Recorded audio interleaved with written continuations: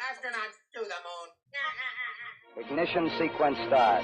3, 2, 1. Houston, we have a problem. Liftoff. We have a liftoff. We copy you on the ground. You got a bunch of guys about to turn blue. What you're seeing here is a mirage. What is going on, everyone? It's Jaron from Jeranism back with another live video for you. It's actually a little bit of a repeat or a extension from last night.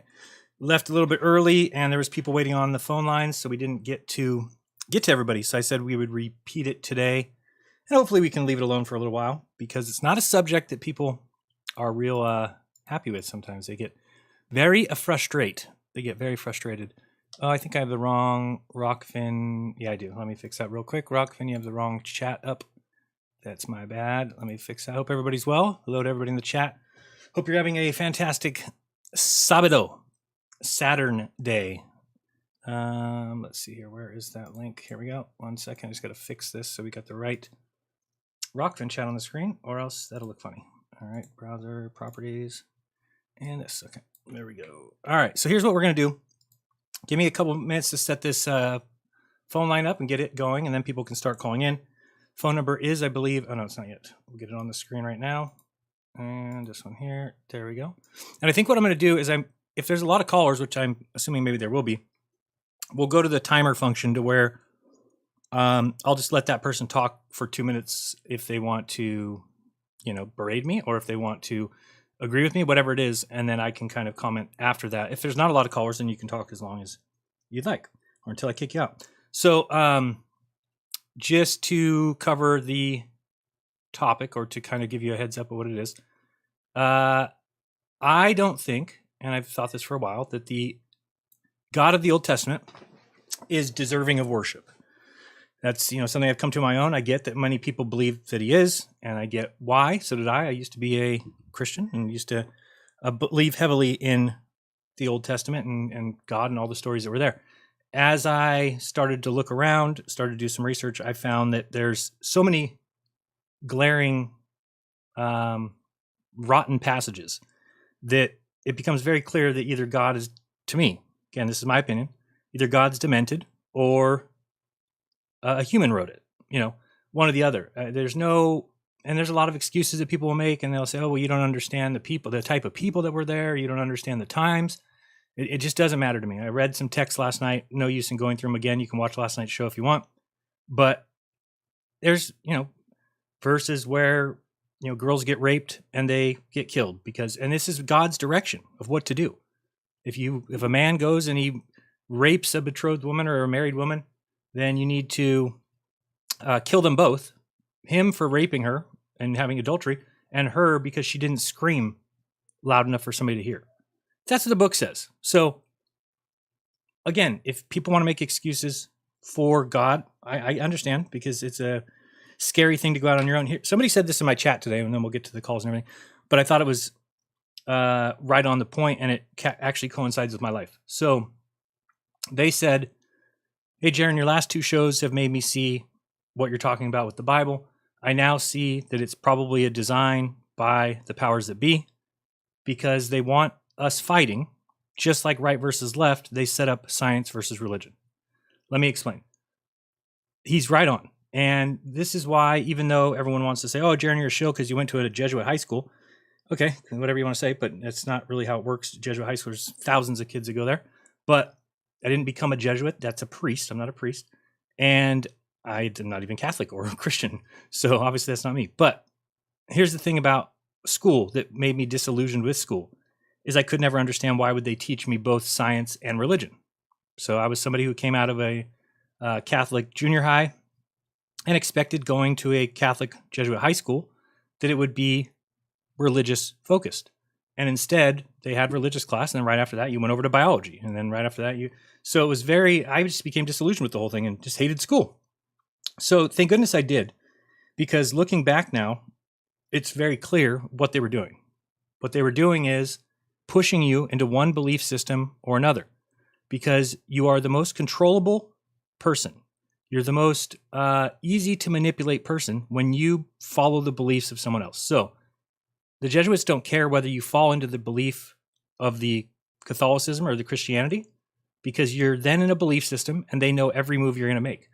And they don't care if you fall into the belief system of science, because science is even worse, that they don't have open minds about anything. They only repeat what science says. So they don't even have to think. It's the easiest position to be in. Just, I believe in science. Okay, so then you don't have to learn anything. All thinking stops. It's just not important anymore because you believe in science. So you believe in the men. You worship the men who, I talked about it last night. Take the ball Earth. Think of how big it would be flying in the infinite vacuum of space. And then think of the little tiny beings on that ball Earth. And the story we're told is that those little beings have such big brains that they've made tubes with glass on the ends of them, and then they could see back in time. And they could tell you that the sun was 867,000 miles wide, and they could tell you how fast we're flying through space, 1.2 million miles per hour. That's horseshit. All right, that is horseshit. So anyway, let's get to it. Here's how it's going to work. If you heard me last night, you basically heard my story. I can bring up things if people want this time, but there's too many stories throughout the Old Testament that portray a very vengeful, a very human-like, a very angry. He's also in on some swindle. The swindle is Moses and his brother tell all the people of the congregation all the things that they have to bring to God, like a firstborn, and you got to bring all these spices, and you got to bring all this stuff. Even though God wants nothing to do with any of that. Why would God want any of that? Yet, what can clearly be told by the text is that when everybody brought all these gifts and left them at the altar and then were told to leave the church, Moses and his brother and Aaron and his kids, they're the ones who ate it. So it's just a scam, a whole scam, the whole book. And I get that it's hard for people to reach that conclusion, but it's a tough choice you gotta make. We'll get into it. We'll see what people got to say. My opinion, and this is what you're calling in to either agree with or deny, or debate, is is it YHVH or YHWH? Why do I think it's both? Anyway, YHVH, is he worthy of worship? And again, there's many reasons that I would say no. Had a caller last night who said, oh, but Jesus died for the sins and the greatest sacrifice of all time. And I think I kind of broke through to him when I said, it's the least sacrificial thing I've ever done. It's a God going down to his creation, dying, which doesn't matter because he's God, and going back to heaven. So it's not a sacrifice. A sacrifice is when you run out in front of a car to protect a little child and you die because you're not God. And you don't even know what happens after life. So that's a sacrifice. A sacrifice is not God saying, well, I got to do it. And what did the caller say last night? He had to atone for the sins with the blood sacrifice. I'm like, well, why do you keep saying he had to? What do you mean? How does God have to do something? Isn't it God? Can he just do anything?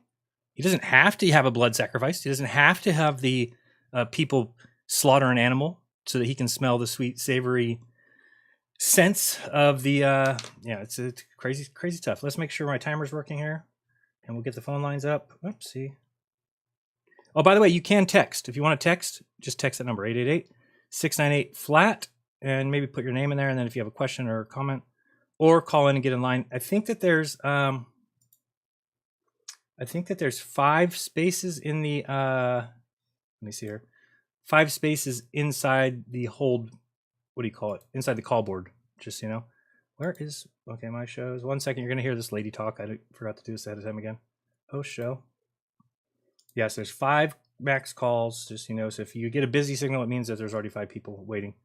And start show. And web host. Okay, here we go. And ready. Ready to connect. Yes. Click connect to show now. Thank you. Thank you very much. Thank you kindly. Boom. All right. Why is it my voice that says that? You are now in the host room and can manage your callers from Thank the you. Call-in Studio web interface. Thank you. Thank you. All right, we are good to go. I just want to get up these. I wonder why they don't have the text message on the same page. That's dumb. That's dumb. Now I don't remember where I went. 1 second. We went through this last night. I couldn't find the. Where do you find the? So the call line is open if you want to call and get in line. 888-698-3528, or that's 888-698-FLAT. And I just need to get to. Oh, I think I know how to do it. I have to just type it in and go back to the main page. Let's try that. And where is that? My shows. Shoot. Oh, there it is. Okay. It's SMS queue. All right, we got a bunch of text messages. Let's see those real quick. I hear what you're saying. It says 267. This is last night, I assume. Yeah, 16 hours ago. Good work, man. Good to hear sense and reason puncturing through the delusions. Thank you very much. 778. 740 says, Jaron, 2 Kings has a story about a guy who was teased by kids. Yes, and the bear. God came down and got she-bears to kill or maim the kids for teasing him about being bald. Ridiculous. Yeah, and what's even more ridiculous is the people that will make excuses for it. Like, why can't we just be adults, be human beings, and go, yeah, that's probably not the way God should have handled that situation. But the people who dig their feet in and say, how dare you? You are not allowed to say what God can do. Or if he wants to have she-bears maul children, he should be able to. Okay, well, then that's fine. And then I should be able to not worship him because those are not worship-worthy traits. He told parents to kill their children if they are rude, and talks about stoning women, talks about how to sell your daughter as a sex slave. That's the instructions are in the book.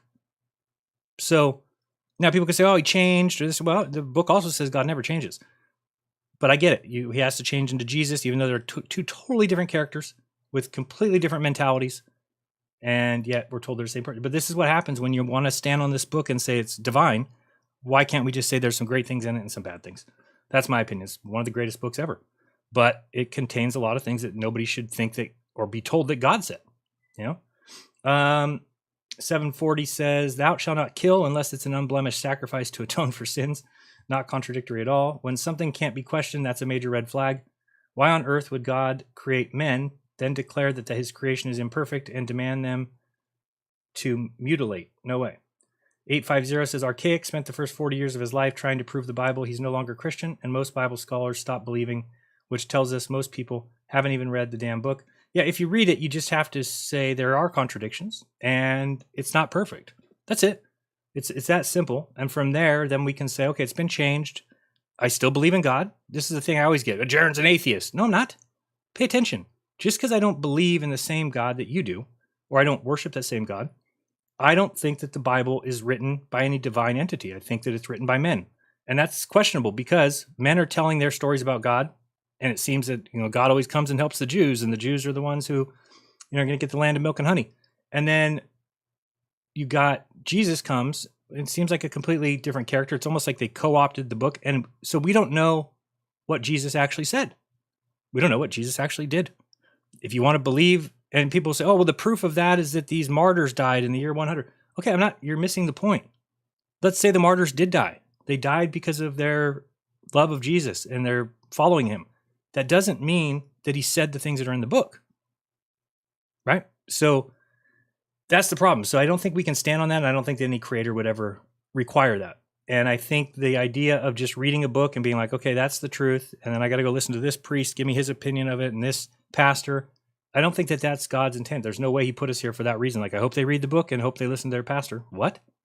Look outside of ourselves? Why wouldn't we look inside of ourselves? Anyway, Jaron, need to create a Jeranism network channel. Find talent online and host them to your fans.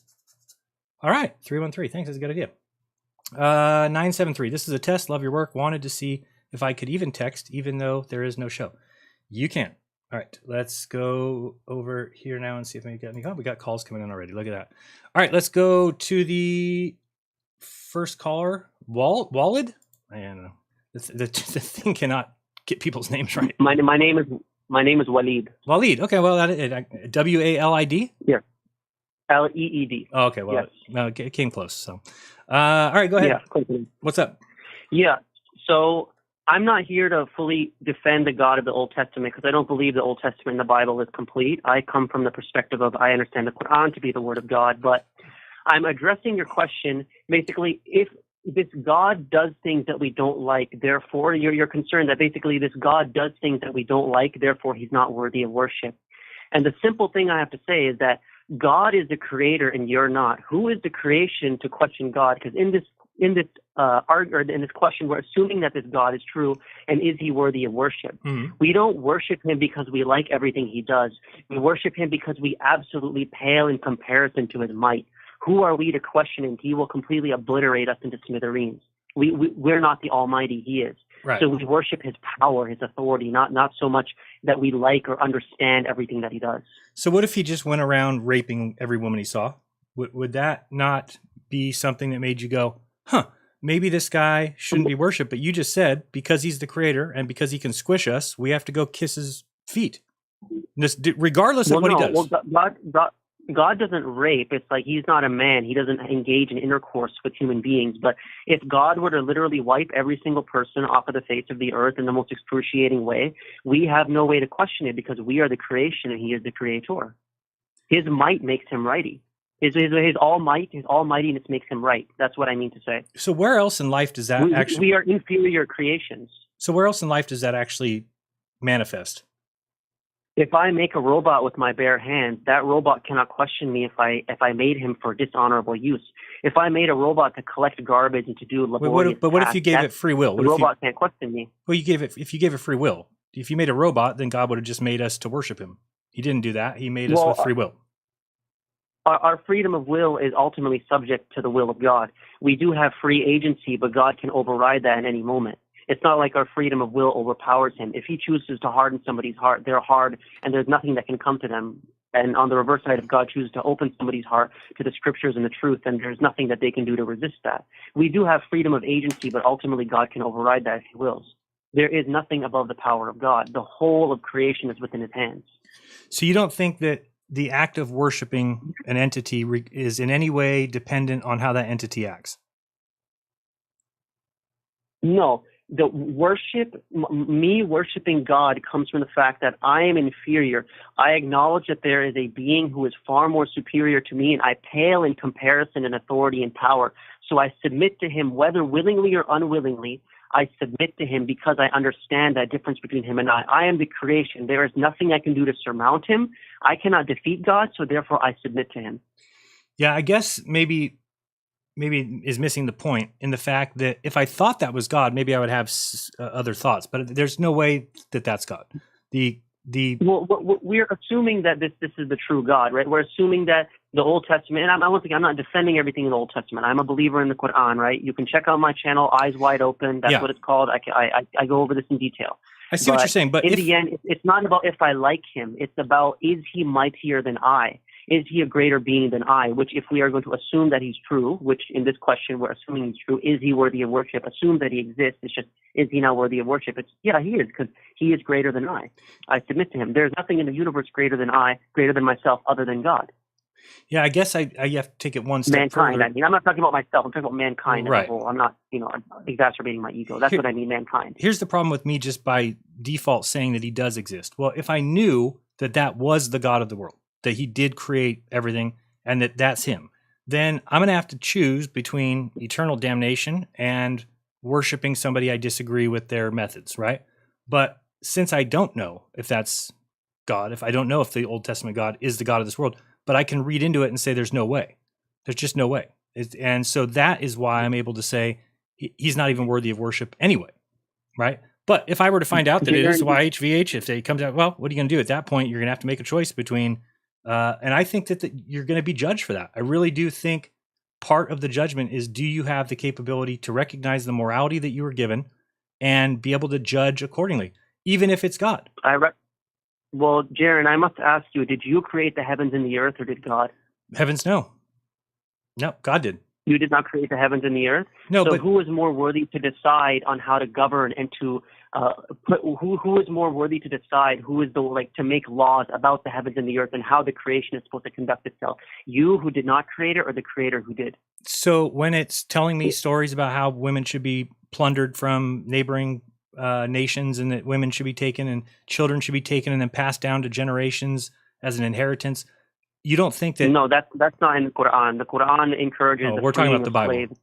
All right. Well, yeah. Okay. Yeah, the Bible. Right. But my point, I guess my point is that ultimately, if God were to say, of course, I don't believe that because the Quran doesn't say that, but even if that was in the Quran, if God were to say those things, I still would accept it. It's not about if I like what he does or not. It's because I understand that if I believe this God is real, which is not, we're not talking about if he's real, we're talking about, is he worthy of worship? Well, right. If he's God, then he's worthy of worship. He created everything, right? Yeah, see, ultimately, I pale in comparison. I disagree with that. So what if there was another God, and this is like a shittier God that did the creation here? Then what? Do you think that Wait, you are would we be talking saying? about two gods now So- or one God? Sure. Let's say there's two gods. Let's say that there's a ultimate creator, the supreme source, but he doesn't really deal with the minor leagues going on here. And this God, Jehovah or YHVH, whatever you want to call him, he created kind of grossly the world that we get. Okay. And he kind of made a mistake, and Eve, sinned, and now everybody's okay. So, but at that point, if you were just following this God because you said he created the world and therefore you have to follow him regardless of what his morals are and the way he acts, how would the supreme God feel seeing you do that? You've almost refuted yourself from the beginning, because by positing that there's two gods is fallacious, because if there's a supreme God over that other God, then by definition that other inferior God is not the God. The only thing that's God is the greatest thing that's worthy of worship, who's above him.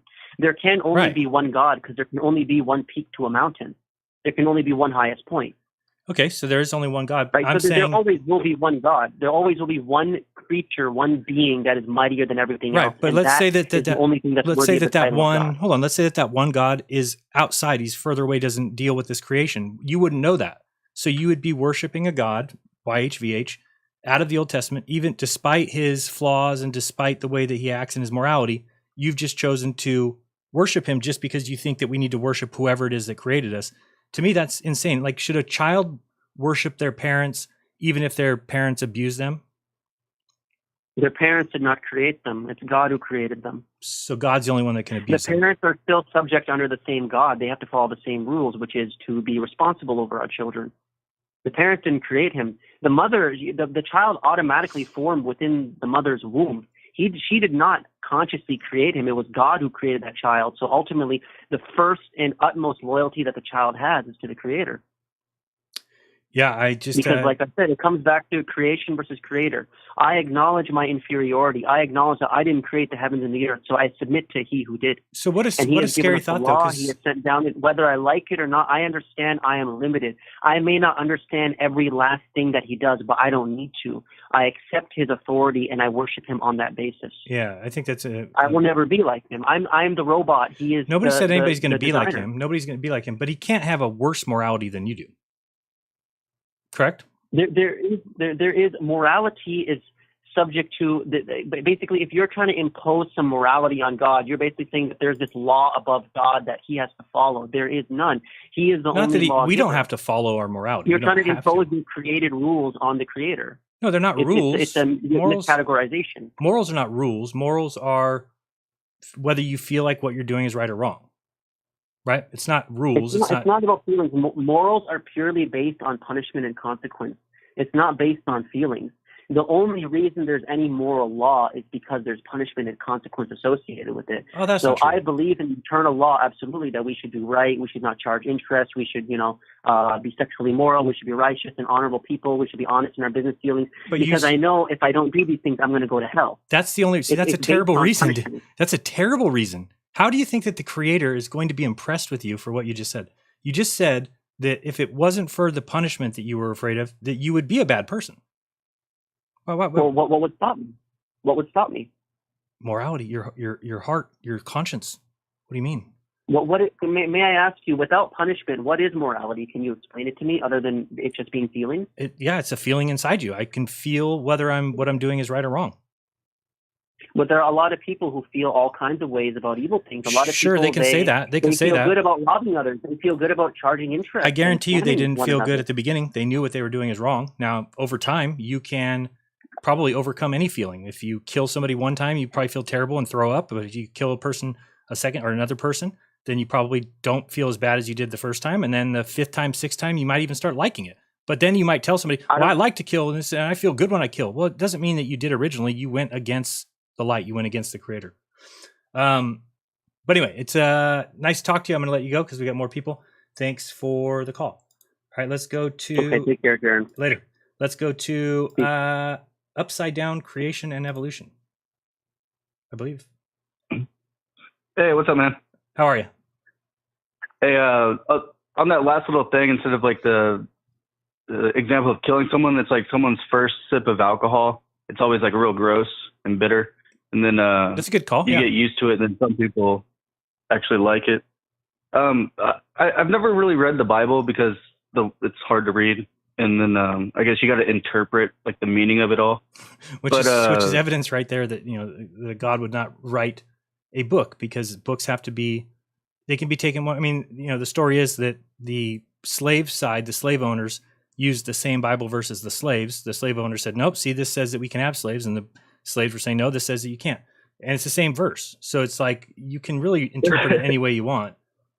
Which is, it's almost like the Wizard of Oz.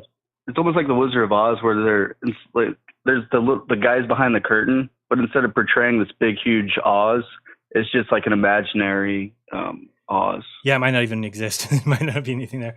Like, there's a lot of people who believe Satan exists. They believe that there's an actual Satan, where I think it's pretty clear Satan is the adversary. So it's that voice inside you telling you to do bad. It's that voice inside you trying to get you to take money, to shut up, or to sell your soul to the devil. These kind of things. There's not actual contract signings. There's a simple taking of money and not portraying your real self anymore, because now you're compromised. I mean, that, and it feels terrible. I'm sure those people who do that, they don't feel good about it. They might feel good after a while, but I believe that morality is inside you. Yeah, and there's they'll say people are possessed by demons, but in my point of view, maybe they just lost their connection with right and wrong. Right. And they can't put themselves in other people's shoes and just see how cruel and unusual they're acting. Humans are crazy. I think that you could conjure up some demons if you really wanted to. I think we're capable of that. I mean, it doesn't mean there's some entity coming into you, but it might as well be real. It's kind of like stigmatas, right? Do you believe in stigmatas? Is that where you cry blood? Yeah, or you get whip marks on your back and stuff like that? No. You don't think it ever happens? I think this one time I slept with a girl and a stigmata popped up a couple days later. So wait, what? No, that's maybe different. That's different. Different kind. It's not the same thing. Well, I wasn't married to her, so maybe it was. Oh, don't do that. Don't do that. But as a mental exercise, I was thinking of how evolutionists think of the Big Bang Theory and creationism. Blah, blah, blah. Think of God created everything. But if you think about how God would have created everything, so say he created the earth and then he added water and started growing grass or something, and did he create everything all at the same time? Did little babies come up? Everything started as a baby? I don't know. Did you get full grown up? Yeah, you have to get full grown up coming and not knowing how to walk, and then they just had to. We don't ask these kind of questions, all right? God can do anything. All things are possible. So he put adults here, yes, and they all knew how to walk. And then Adam named them all. It took a long time. There's a lot of species, but Adam. They did communication. They knew that tiger was about to eat them. Yeah, no, they were very nice animals back then. I've always found it weird though that God did come down and kill one of the animals to make skins for Adam and Eve. I would have gone with maybe a fig leaf or something. I guess you think of how did people even come up with that? If I wore that skin, it'd be so warm. Maybe because they looked at the cold and the animals aren't shivering. If I just had their skin. Yes. But all right, go ahead. But yeah, the whole mental exercise of creationism, it's how did it actually start? Did he just add one by one, and then it kept failing, so he sent down some angels? Well, I mean, any kind of creation story is easier to fathom than nothing, right? How could nothing create? Well, how could nothing create things? How could nothing create life, create various animal species, create seeds that grow plants, create such a working environment where you've got the water cycle, and you've got volcanoes, and you've got things that actually, the more you look into them, the more they actually kind of repair and fix things in the earth. Probably earthquakes a lot happen because we're pulling oil out of the ground, which is probably the earth's lubrication. So there's enough going on here that tells me that it's beyond intelligently designed. It's ridiculously designed, right? It's not even just intelligently, it's beyond our comprehension. So that is all the evidence that you need of a creator. What do you think about this? And I don't know where I get this from, but I really feel strongly about it. Since we ask who created us, or if somebody created us, I think that that's proof that we were created. I think that there's no other example of anything not, I know that's kind of sound crazy, but there's nothing that wasn't created that is able to ask of its own volition, whether or not it was created. Right, no dog is walking around wondering that. Yeah. Well, even evolutionists with their Big Bang, like that Big Bang was created by something. So it could have been like some type of phenomenon happen. What kind of phenomenon has everything that there is comes out of nothing? Well, that'd be a pretty big phenomenon. Yeah, some sort of creator. Yeah, there has to be some type of creator. Well, science doesn't say that. Whether that, well, they don't know what happened. The Big Bang thing, I hate saying it, but like they don't even know what started it. What was the cause of the effect of the dumbest Big thing Bang? I've heard. To say that you know what happened 1/1000th of a millionth of a billionth of a second after the Big Bang 14.54 billion years ago. Yeah, but every time I hear like what do they call that? Debates where it's like evolution versus creationism. It's like if you actually do a mental exercise and think about creation, it's like how did it actually start, and then did everything start as babies, but then if you dropped adult, like I said earlier, but that's all about I wanted to say. Yeah, and everything can't start as babies. That wouldn't make any sense. Babies can't live without their mother. So, yeah, but if you drop a full-blown human, like, does he know how to walk already? Because you got to learn to do everything. Does he know how, like, what to eat, what not to eat? Care of it. God took care of it. Play with poisonous snakes. Did he drop down 1,000 people, 2,002? We don't know that answer. We don't know that answer. But it's certainly that any one of those versions of the story is better than nothing. It's better than nothing created, is what I'm saying. Yeah, I like the idea like demigods came down, but then you think of nature, or it's just like how did it happen? But it's questions we'll never know. All right, take it easy, man. Later. Nice to hear from you. All right, let's go to the next call. Let's see if there's any. Nope. I was checking the. Yes, there is. Sorry. So is there a 2-minute call in or not?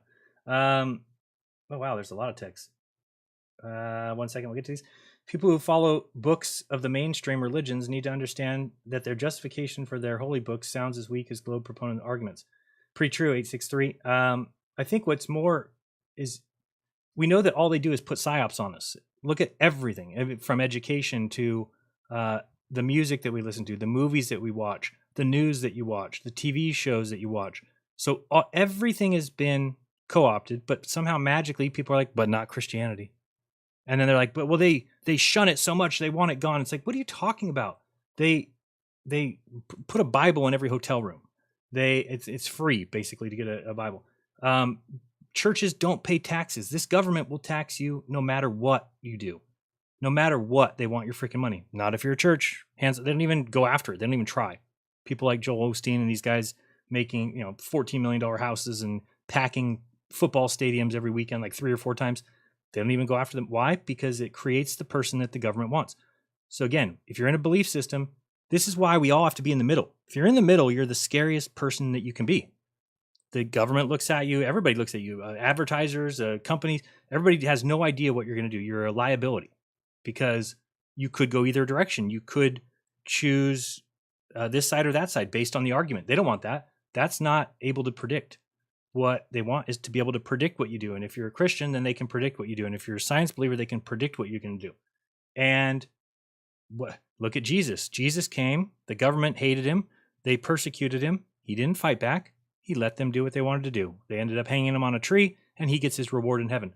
That's what the story is, because that's the script. That's what they want. Everybody has this whole savior mentality. It's the same thing with Trump. When I see people who love Trump, it's like, they're like, yeah, but look at all these things he's doing. And it's like, yes, that's the script. How do you not understand that what's being played out on TV is meant for you to see Donald Trump as the savior right now? He's going to come. He's going to save the economy. And that's what they want. You have to understand these people work on long-term scales. They don't work on like, oh, what are we going to do the next 4 years? No, this is all part of it where they've already demonized the right. They've demonized Trump fans. Now it's kind of the right's turn to get back. And the right's going to take the power and everyone's going to, and then it will just swing back the other way. What they're doing is just keeping you volleying the volleyball and not paying attention to the scorekeeper who stole your duffel bag, This is just a test. Love your work. Okay, let's see. People, you haven't read that. Jeranism are terrible at debating and articulating an argument. And I'm sure you've heard this. We have morality we all live by. Where does morality come from if not from God, the creator? I agree. But that's my point. So I can't have I can't have better morality than God, since I'm assuming that that's where my morality comes from. Therefore, when I see acts that clearly don't fit anybody's morality, in fact, nobody on earth would ever accept that kind of behavior from anybody. Yet because they're afraid And again, I always have to go back to that example of a husband that threatens his wife, basically says if she leaves the house, he's going to kill her. And if she ever goes with another man, he's going to kill her. So that girl over time may even get like a little Stockholm syndrome, and she falls in love with this guy. But she knows better than to leave because she'll get her ass beat, and she knows better than to look at anybody else. Well, that's not a loving relationship. There's nothing impressive about that. The guy's not impressive. The girl's love for him is not impressive because it's all based on fear. So the first caller who called in was saying exactly that he will let God do whatever because he's afraid of him. That's not, I mean, to me, that can't be God. And if it is, well, then, he lost on me. He's not going to get me to be afraid of him. Let's see here. Jaron, it's Angela. Love the show. Please, everyone stop eating animals. Thank you. All right. 510 says, is God some type of omnipresent, omniscient, omnipotent being? If so, why do people act like such a being behaves anything like a human? Because that's what the book says he does. The book, every opportunity they have to give God some sort of godlike abilities, that he has human abilities. He drowns people. He kills people. He doesn't actually do anything like snap his fingers and they disappear. Wouldn't that have been better? I don't care how rotten the people were that were here that had mated with it doesn't matter how wicked they were. We know that Satan, it says, because Satan had corrupted the earth. So it's not even those people's fault. And yet God flooded them. Well, why? Because humans flood. That's how we have to kill people. We have to do it with our hands. We have to drown somebody. We can't snap our fingers and make them disappear. God can. So why wouldn't he choose to do that? And I've asked people before, think of the most hardened criminal there is, somebody who rapes children. And he's standing right here. And your guys are like, Jaron, we need to get rid of this guy. You have a choice. We can either shoot him with a bunch of bullets and drown him, or we can just snap our fingers and he's gone. Why wouldn't we just snap our fingers and he'd be gone? What kind of demented beings are we that we'd be like, no, I need to see him suffer? No, I don't need to see him suffer. I just need him to be gone away from the earth and away from hurting any more people. That's just me. So God doesn't do those things. God never just snaps his fingers and makes people disappear. He floods them. Old ladies, babies, old men, families, mothers, sisters, brothers, uncles, aunts. These people ran to the hills as God flooded the earth and said, because they were all rotten and bad people. Well, then just snap your fingers. And one more thing, the Adam and Eve story still gets to me because they say sin didn't enter the world until Eve sinned. If sin didn't enter the world, then she didn't know that what she was doing was wrong, and she didn't know she could be deceived. So God says, don't eat of that tree. Okay, got it, God.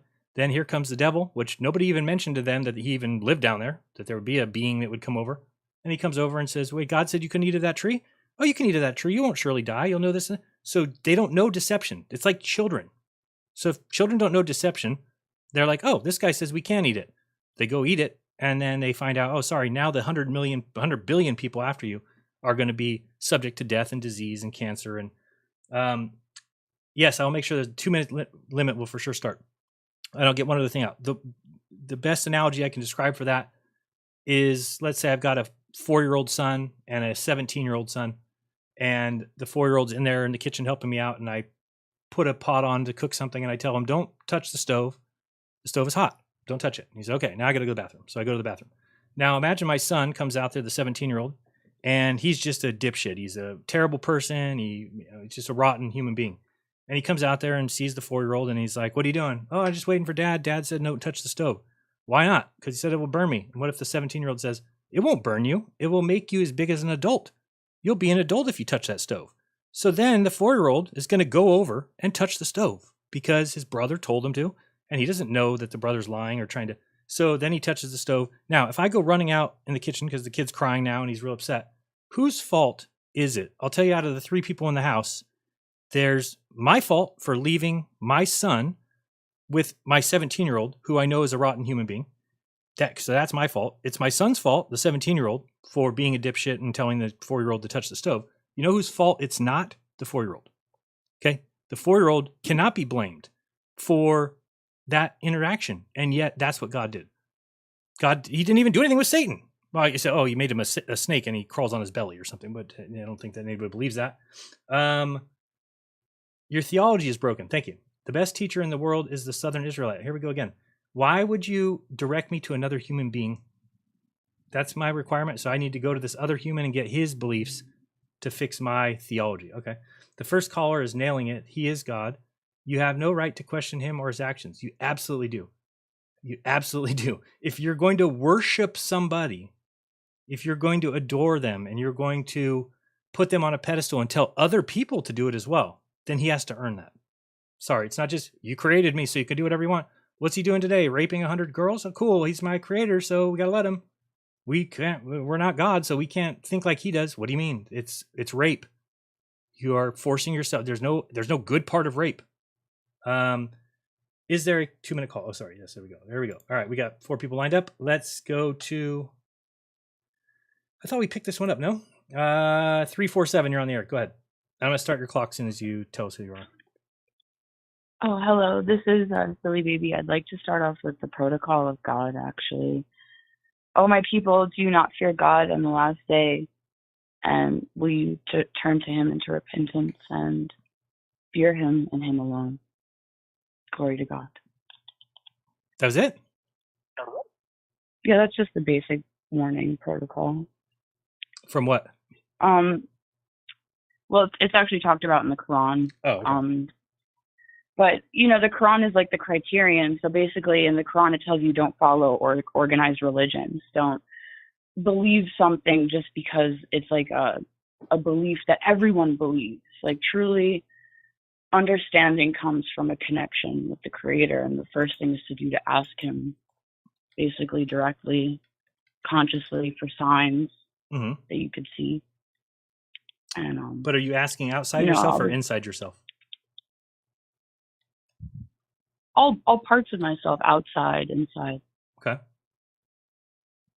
Kind of like connect with, all religious scripture at the end of the day boils down to truths and deceptions, because, even the Bible has Paul who came in and, kind of instilled in the Bible that Jesus died for our sins, so in his blood, but that was man-made, edited within the scripture. And, the Bible's older than the Quran. The Quran, actually, they lied about its release date.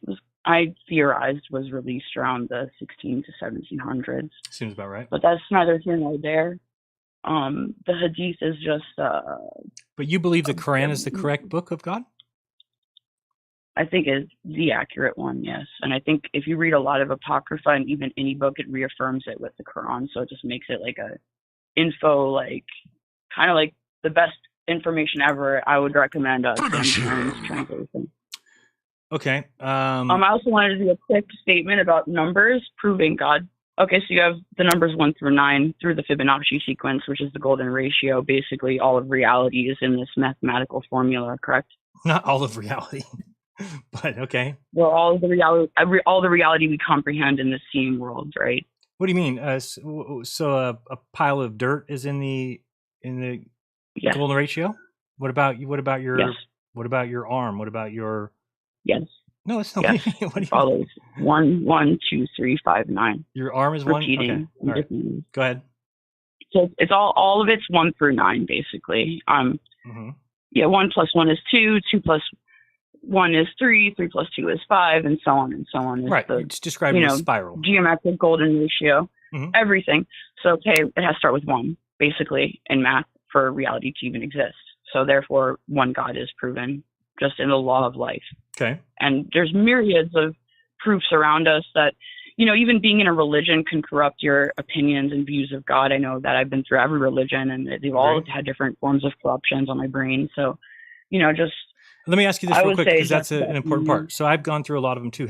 Don't you come to the conclusion that each religion is simply that society's version of God? No, I think it's a psyoptic government control regime that was put there to trick people by the devil. Wait, hold on a second. I think. So, but if you don't believe in the Bible, but you believe in the Quran, but the Bible's way older, so how did that happen?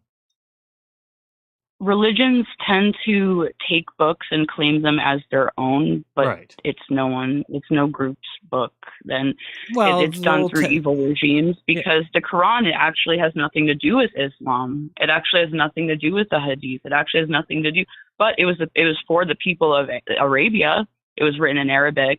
It was to warn the people there from the prophet who wrote it. So over time, through the devil tricking you, because this world is kind of like duality. It's like good versus evil, devil tricking you all day, doing good thing, bad thing. And, through that work, it gets us to idolatry, which is like the worst sin. So basically, if you die like in idol worship, even if you kill someone, it's not as bad if you repent for it. It's not as bad as if you died like worshiping anyone but God. Because like worshiping, I mean like literally like sentiently connecting and living through like, so like, let's say Christianity, they get you to worship a man. Let's say Islam gets you to worship a religion, which is man-made, getting you to worship other things. And then they want you to die in that state, because ultimately above all the three evil principalities, which are priests, which are doctors, and which are governments, the three evil principalities of the devil in this world, will always be trying to get you to get idol worship. Like, oh, a pill will save me. Oh, a man will save me. Oh, this is my thing. I love this. But they're doing it all on purpose, right? The devil gets from. They're doing it all on purpose because I think humans would, I don't want to use the word evolve, but we would evolve a lot faster if we weren't hindered, held down, lied to, deceived. Everything that we do is blocked, is controlled. So imagine, what is the best method to have people get locked into a place where they actually get dumber? You feed them the TV and TikTok and all these things and these phones. And what we're not doing is we're not growing anymore. And what stops us from growing is religion. Christianity doesn't want you to grow. Christianity wants you to stay in your lane and wait for Jesus to come back. So a lot of these religions are the exact same way. They hold people back from their potential. They do not catapult them. There's no Christian church out there that is doing something mind-bending. That they're just having service and saying over and over again the blood of Jesus and wash our hands, and everybody's cheering and playing a guitar. That's all that's going on. So it's just a waste of time, and this is why the government loves it. Because the last thing that they can have is people look up at them and be like, wait, it's those assholes who are keeping us down. It's those guys holding us back. So they put us against each other in every way possible. Science versus religion, left versus right, black versus white, straight versus homosexual, knows they're a man, thinks they're a man. It's all meant to bring constant strife. I think that we can get around. I would think that we're big enough now at this point. We had a caller last night called in. He's a Native American. And he said that his grandma wouldn't even think of going into church because they were forced to believe in Jesus and accept him, or they would have been put out. That's the story. I mean, this is not God. The Pope sent people here and said any people that were over here, if they didn't believe and name Jesus as their savior, to put them out to pasture, to move them out of the city and make them stay by themselves in the hills until they got their act right. So it's no surprise to me that a majority of people in the United States are religious. It's because you had to be, just 2 generations ago. Yeah, like the systems definitely are there to oppress you and lead you to a path to hell. And, sometimes they are definitely deterrents, but also everything is a way on the path. Like, everything we do and learn from, and we learn what not to do from, is also just to be as grateful for as what we learn to do. And, I've been every religion to find out that the evil side to it, and that at the end of the day, it's ourselves kind of who keep ourselves down on a personal level. I noticed that I'm my own worst enemy. And because a lot of time, it's through conditioning, of course, exactly. But through God, And it also tells you you're not smart. If you didn't go to school, if you didn't go through the indoctrination program, you're not smart enough to do anything. So think about what that does. If you trap people into beliefs that there is no, let's say the universe and dark matter and dark energy. So everybody, and I'm not taking anything away from astrophysicists, they may be smart, but they go into school, they then learn the lie, and they can't go to space to even verify, so they just are going to go around saying the lie.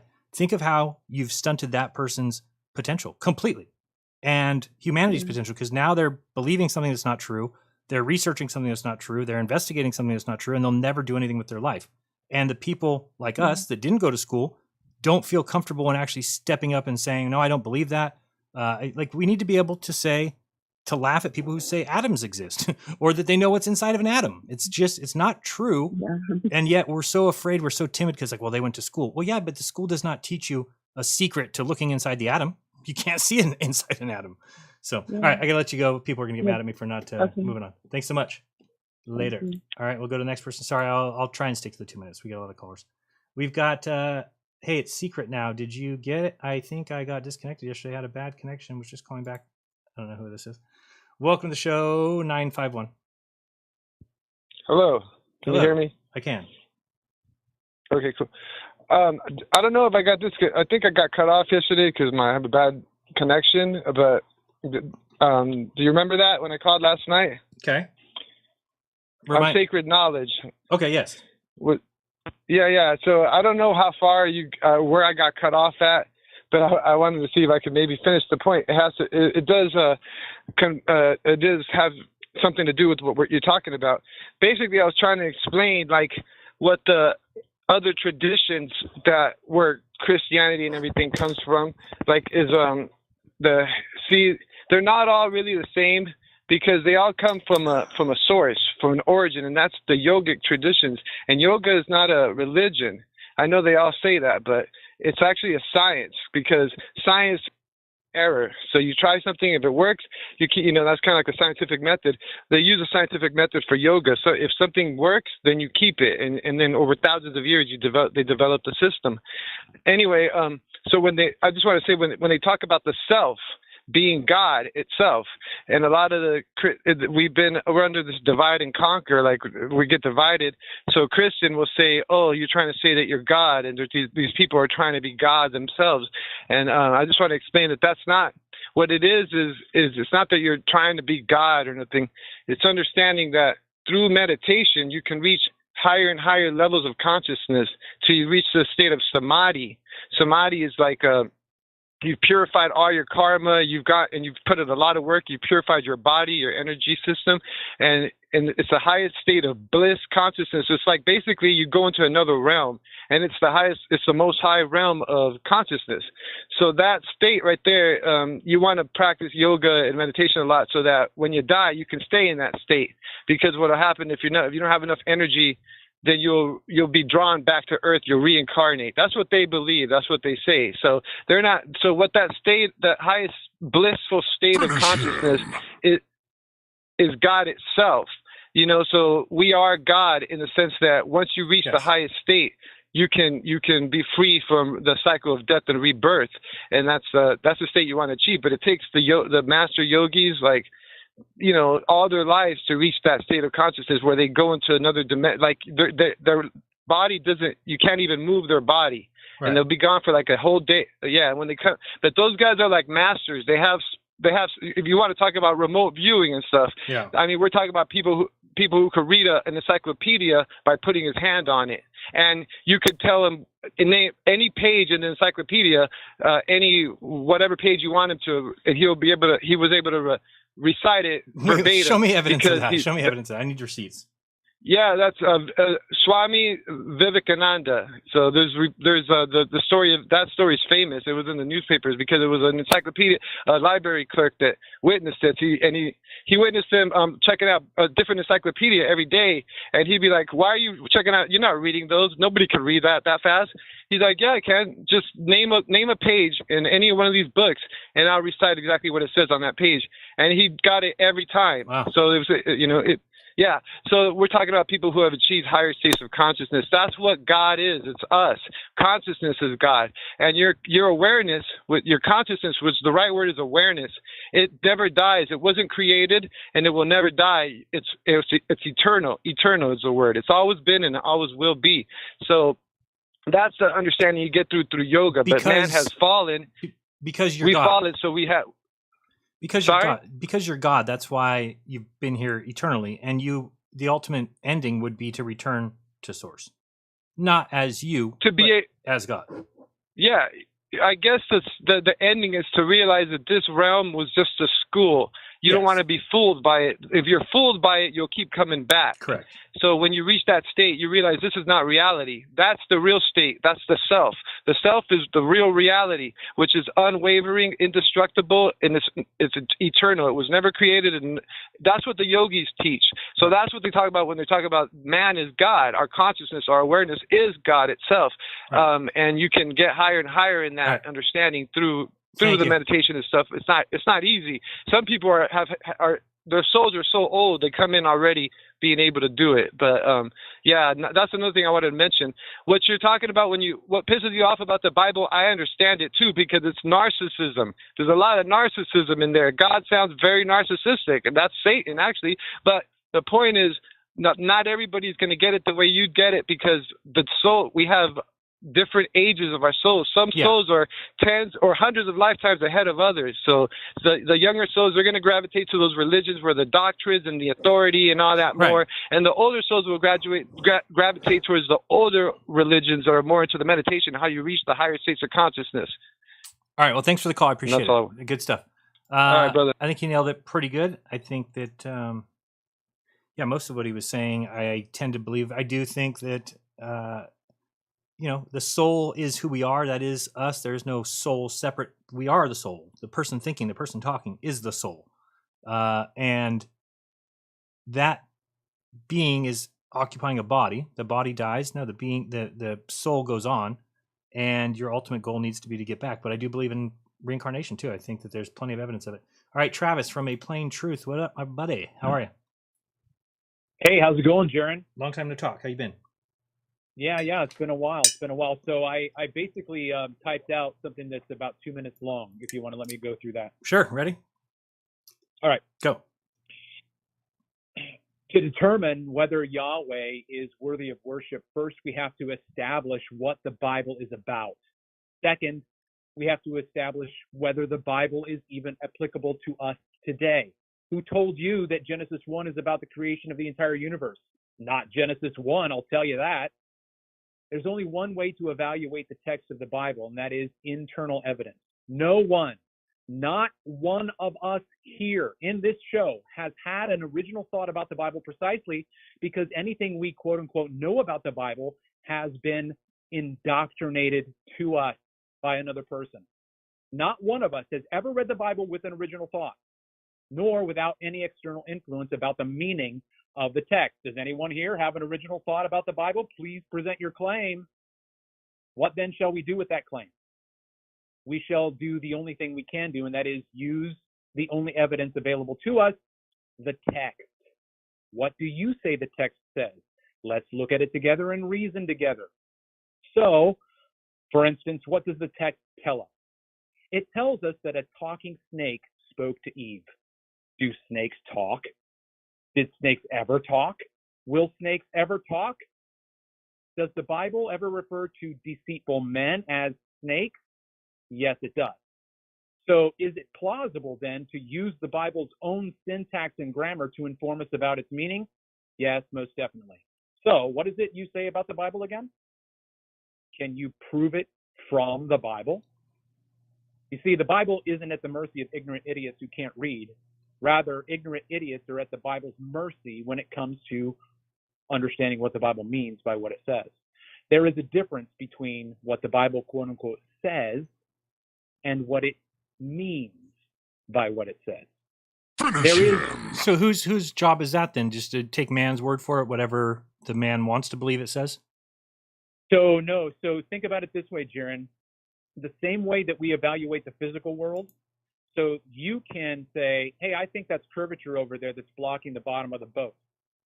And I say, oh, really? I think it's refraction. I think it's the condition of the medium.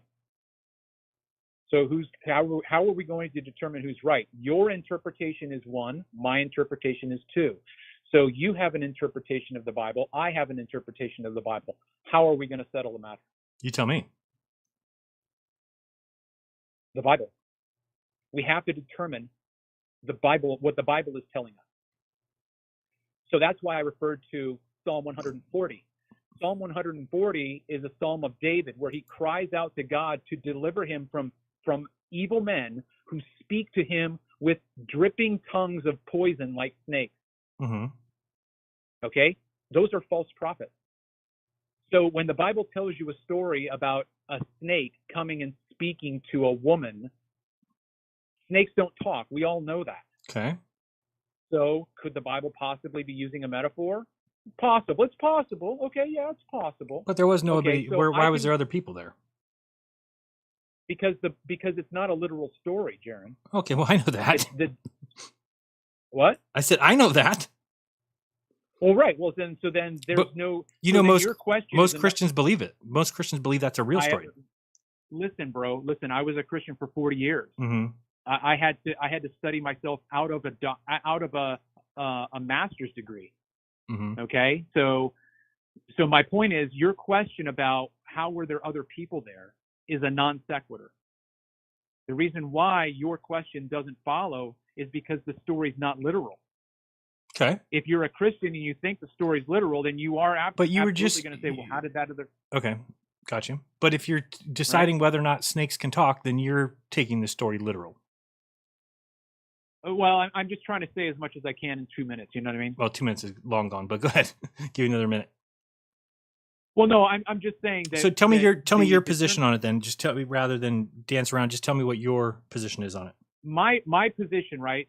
It's so difficult not to say what I want you to think, right? But if I'm going to be a responsible teacher, I'm going to say, what do you think the text is saying? And then how can you justify that? So I can justify why I think the snake in Genesis 3 is an allegory. Okay. And I can use the Bible in other places to establish that point. Now, the only way you're going to be able to refute me is to tear down my argument. And that would mean that you would have to go to those other passages that I used to show the internal consistency of the Bible. So when John the Baptist is baptizing in the Jordan in the New Testament, and the leaders of the church come to him, the leaders of the synagogue come to him, do you know what he calls them? What he calls them? He calls them snake. He calls them snakes. Oh, gotcha. Yes. Right? So the Bible itself refers to those who are false teachers as snakes. So it's no difficulty for me to then say, is it possible that we have a story about a false teacher coming to God's people and trying to mislead them? Okay. That's all. So, is Yahweh supposed to be worshipped? Okay, first of all, what is the Bible about? And is it applicable to us? That's the argument. You have to establish whether or not the Bible is even applicable to us today. And how are you going to do that? You're going to do that based on things that you think the Bible said. And you defend that position. I don't think it's sustainable. No, after 40 years of being a Christian. No, I don't think so either. All right, I'm going to let you go. Let's got another one. Thanks for the call. Let's go with Sue. Sue, you are on the air. Welcome to the show. Might take a second. I said sir, not Sue. Unbelievable. And by the way, Dagote Young Sage. What the hell's that? I'm identifying as Native American. That's Western Apache for saying Western Apache for saying hello. I like it. It's good. Go ahead. Remember it, Dagote. You're going to tell me how much you love the Bible and think it's true. Go ahead. Praise, whatever. Anyway, you know, I went on a mission. I studied it and done all that. That's right. Stuff. You've done all the things. Middle East for years and for 10 years and all that stuff. Whatever. And I like how I've never brought this up to you. You know how you talk about how does the snake talk to Eve? Yeah. I think that's kind of a silly argument, but okay.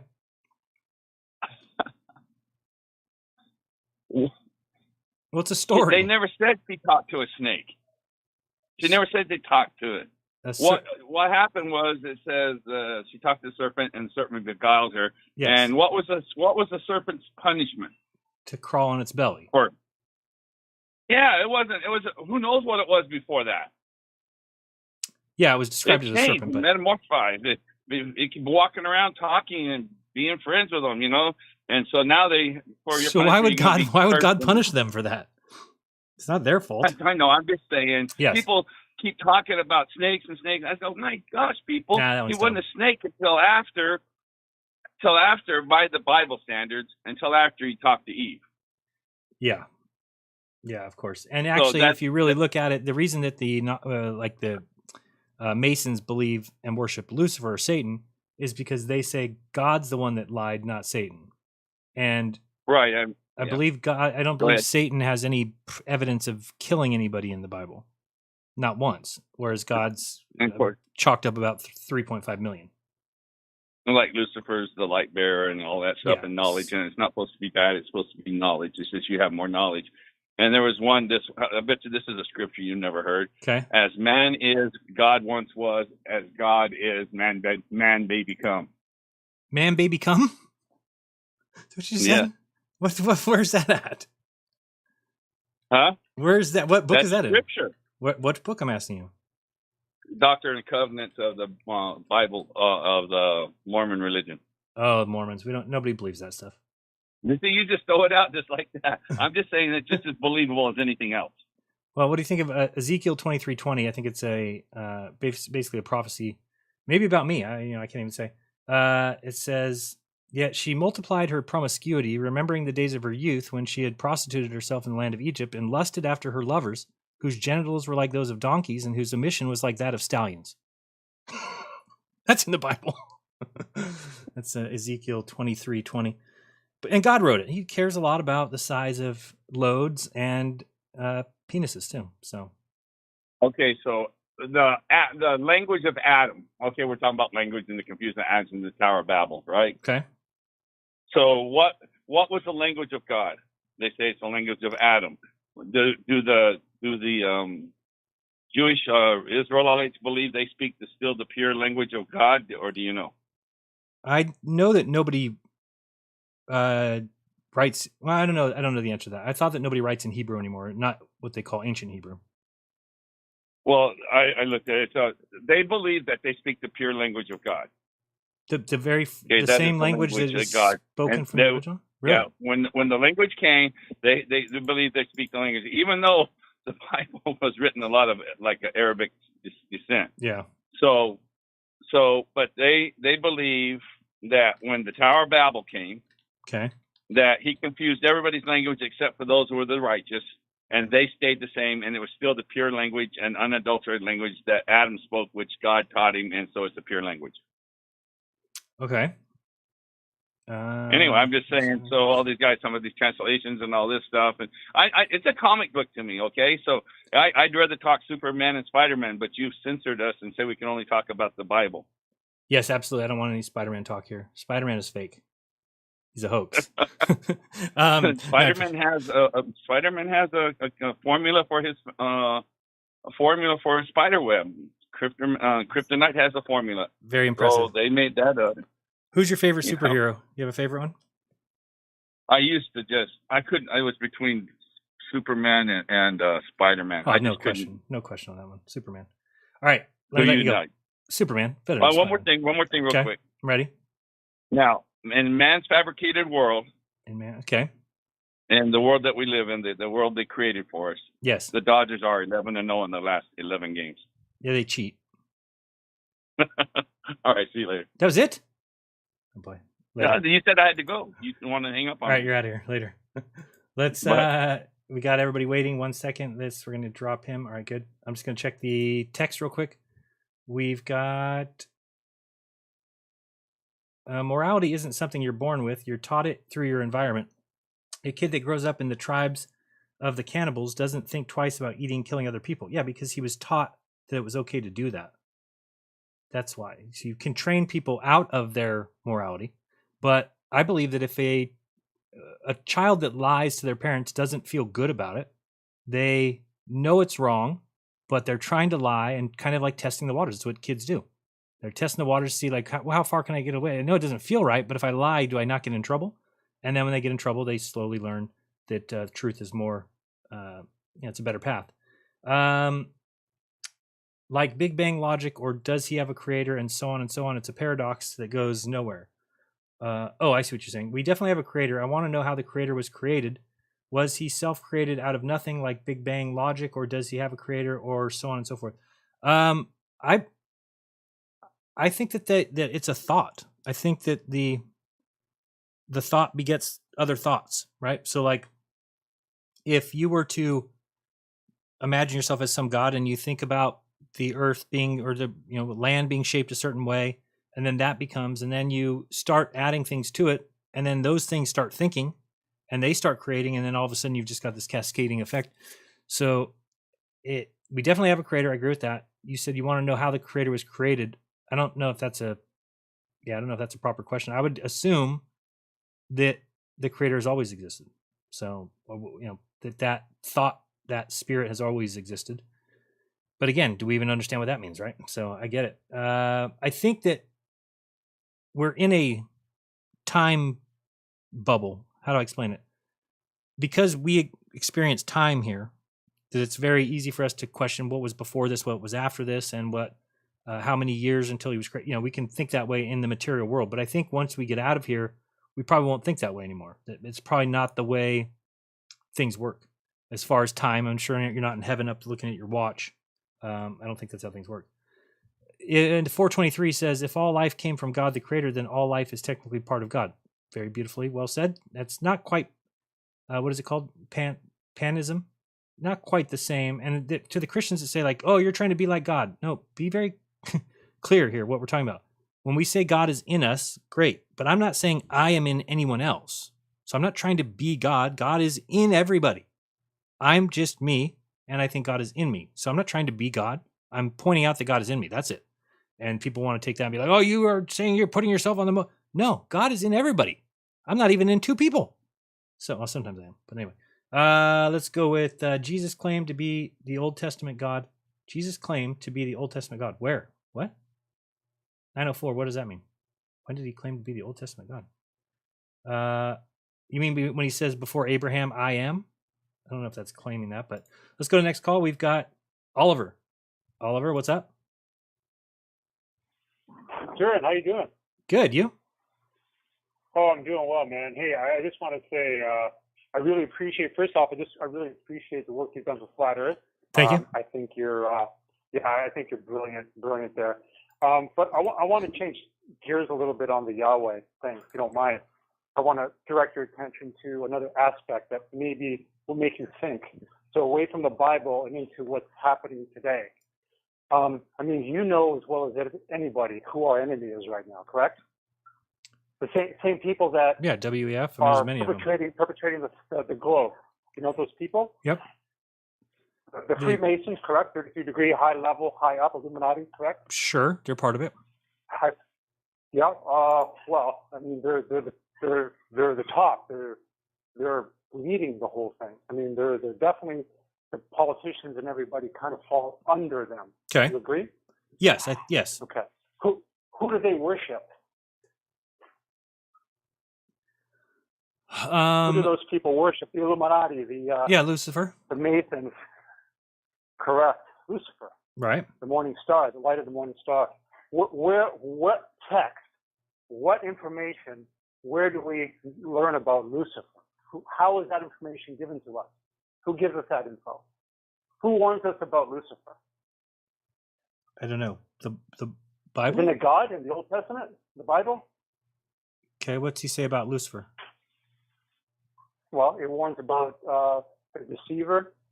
Lucifer will come in the end times. Christ warned us about in the book of Revelation what would happen in the end times. Okay.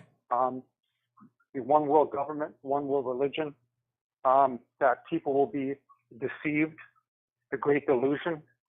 It actually, there's actually a verse in the book of Revelation that tells us about the people being deceived by pharmakia. Now, the word pharmakia translates in the old Greek translates to pharmacy, pharmaceuticals. It's warning us about the end times and what's happening. I believe it's warning us about with the mark of the beast, what's happening right today with the vaccines and everything. I mean, there's so much proof of the Bible even today for especially a flat earther like you. Name one proof. Name one proof. You're giving to things that are clearly able to be done by man. For example, let's say that the book was written by man years ago, and the men today that are in charge are simply playing into the prophecy. So this is why the mark of the beast keeps coming up. They said the mark of the beast was the barcode because it had 666 in it. Then they said the mark of the beast was the World Wide Web because it had www in it. Now they're saying the mark of the beast is the vaccine. At what point are you going to give up and realize that you're just throwing darts at nothing? Well, I mean, you got a point there with the mark of the beast. You know, a lot of that's speculation. However, what is not speculation is who they worship. And they've been worshiping the same God since the beginning, and it's Satan. Okay. Satan is worship. So if there's a Satan, there needs to be God. Okay, hold on. But no, worshiping, because people worship something doesn't mean that entity exists. So let me give you an example. Let's say, like my belief, that God doesn't interact in life. He doesn't affect others' free will. You can pray to yourself for strength, or you can, do this thing, but you can't pray, please let that job hire me, because God can't go change that person's mind and make that job hire you. It's got to be on you. Anyway, let me just put it this way. So if I pray to God and I get what I prayed for, well, I'm going to be like, awesome. Thank you, God. I'm going to worship you even greater now. I appreciate that. If I don't get what I prayed for, then I'm going to just chalk it up to it's not the right time, right? That's what I was taught. It's not the right time, or God didn't see it in his plan. Okay, great. So in either of those cases, I walk away still believing in God, whether the prayer came true or not. Same thing is true with Satan, meaning if the Bush family syndicate worships Satan, which I think that they do. Now, let's say they sacrifice a few babies at the beginning of 1990, and they do a seance or whatever, and then they say, God, Lord Lucifer, please bless us on our family. Now, let's say for the next 2-3 years, they have great years. They're making tons of money. They got the oil thing going on, Saudi Arabia thing going on. So then they get together again and they do another sacrifice. Why? Because obviously the last sacrifice appeased Satan so well. And if they did another sacrifice and then this year they had a bad year, then do you think they're going to give up on worshiping Satan, or you think they're going to get back together at the end of the year and be like, you know what, we've got to go even harder. We need to sacrifice 5 babies. So all that could be going on. Hold on. I'm still talking. All that could be going on, and Satan doesn't exist, and even God doesn't exist, as if those people are talking about him. So you can't just say, oh, those people worship Satan, so therefore Satan exists. What if that's what they want you to think? What if they want you to think Satan exists, so they pretend to worship Satan? You don't know. Well, why isn't Satan just killing people? Why isn't Satan just killing people? Why isn't Satan doing anything? What's he doing? Where's he right now? What do you mean? Where he's in the world. The Bible says specifically that Satan is the god of this world. God, Yahweh, is not the god of this world. Satan is. His own text says that. And God never promises us riches. In fact, follow God, you're usually poor. You need to give up your riches. You need to be out of this world and look into, your real world, which is the kingdom, God's kingdom. So we're never promised riches here on earth, and the Bible is very specific in that. It's very consistent from Old Testament to New Testament, and it's also very consistent to say that if you gain, Satan promises you the riches. In fact, in the New Testament, Christ was tempted by Satan, and he would have given him all the kingdoms of the world. Okay, let me just say something so you can see where I'm coming from. If you're the elite and you want all the riches and you want all the power and you want people to just lay down and let you take it, what better story is there to tell than the Bible? What the Bible tells people to do is never get rich. Don't store up any money for the future because it doesn't matter. So all while we're doing that, while none of us were the meek and you're hold on. Speculating though. Speculating? How? The meek? Show me where the meek inherit the earth. You're basically saying, well, what if they did this? Well, so you're believing in promises. You're believing in promises that have never been shown to you. You think that you're going to go to heaven. It's not promises; it's proofs. The Bible is. Where's the proofs that you go to heaven? We haven't even touched the prophecies that are. You can't. There's 1 in a billion chance of all of the prophecies, every single one. What prophecy? Name one. True. Okay, name one. You just said the coming of Christ, for one, 500 years before he came. They tell you exactly where he was going to come from, how he was going to die, how much money was going to be sold. Okay, do you realize though that for his betrayal? Okay, hold on. If Stephen King writes a book and in chapter 2 he makes predictions and in chapter 8 those predictions come true, does the book then get proven to be divine? No. You're talking about. This is what's embarrassing. If I was God, I'd be so embarrassed by people. How are you attributing to God stuff that is so easily done by man?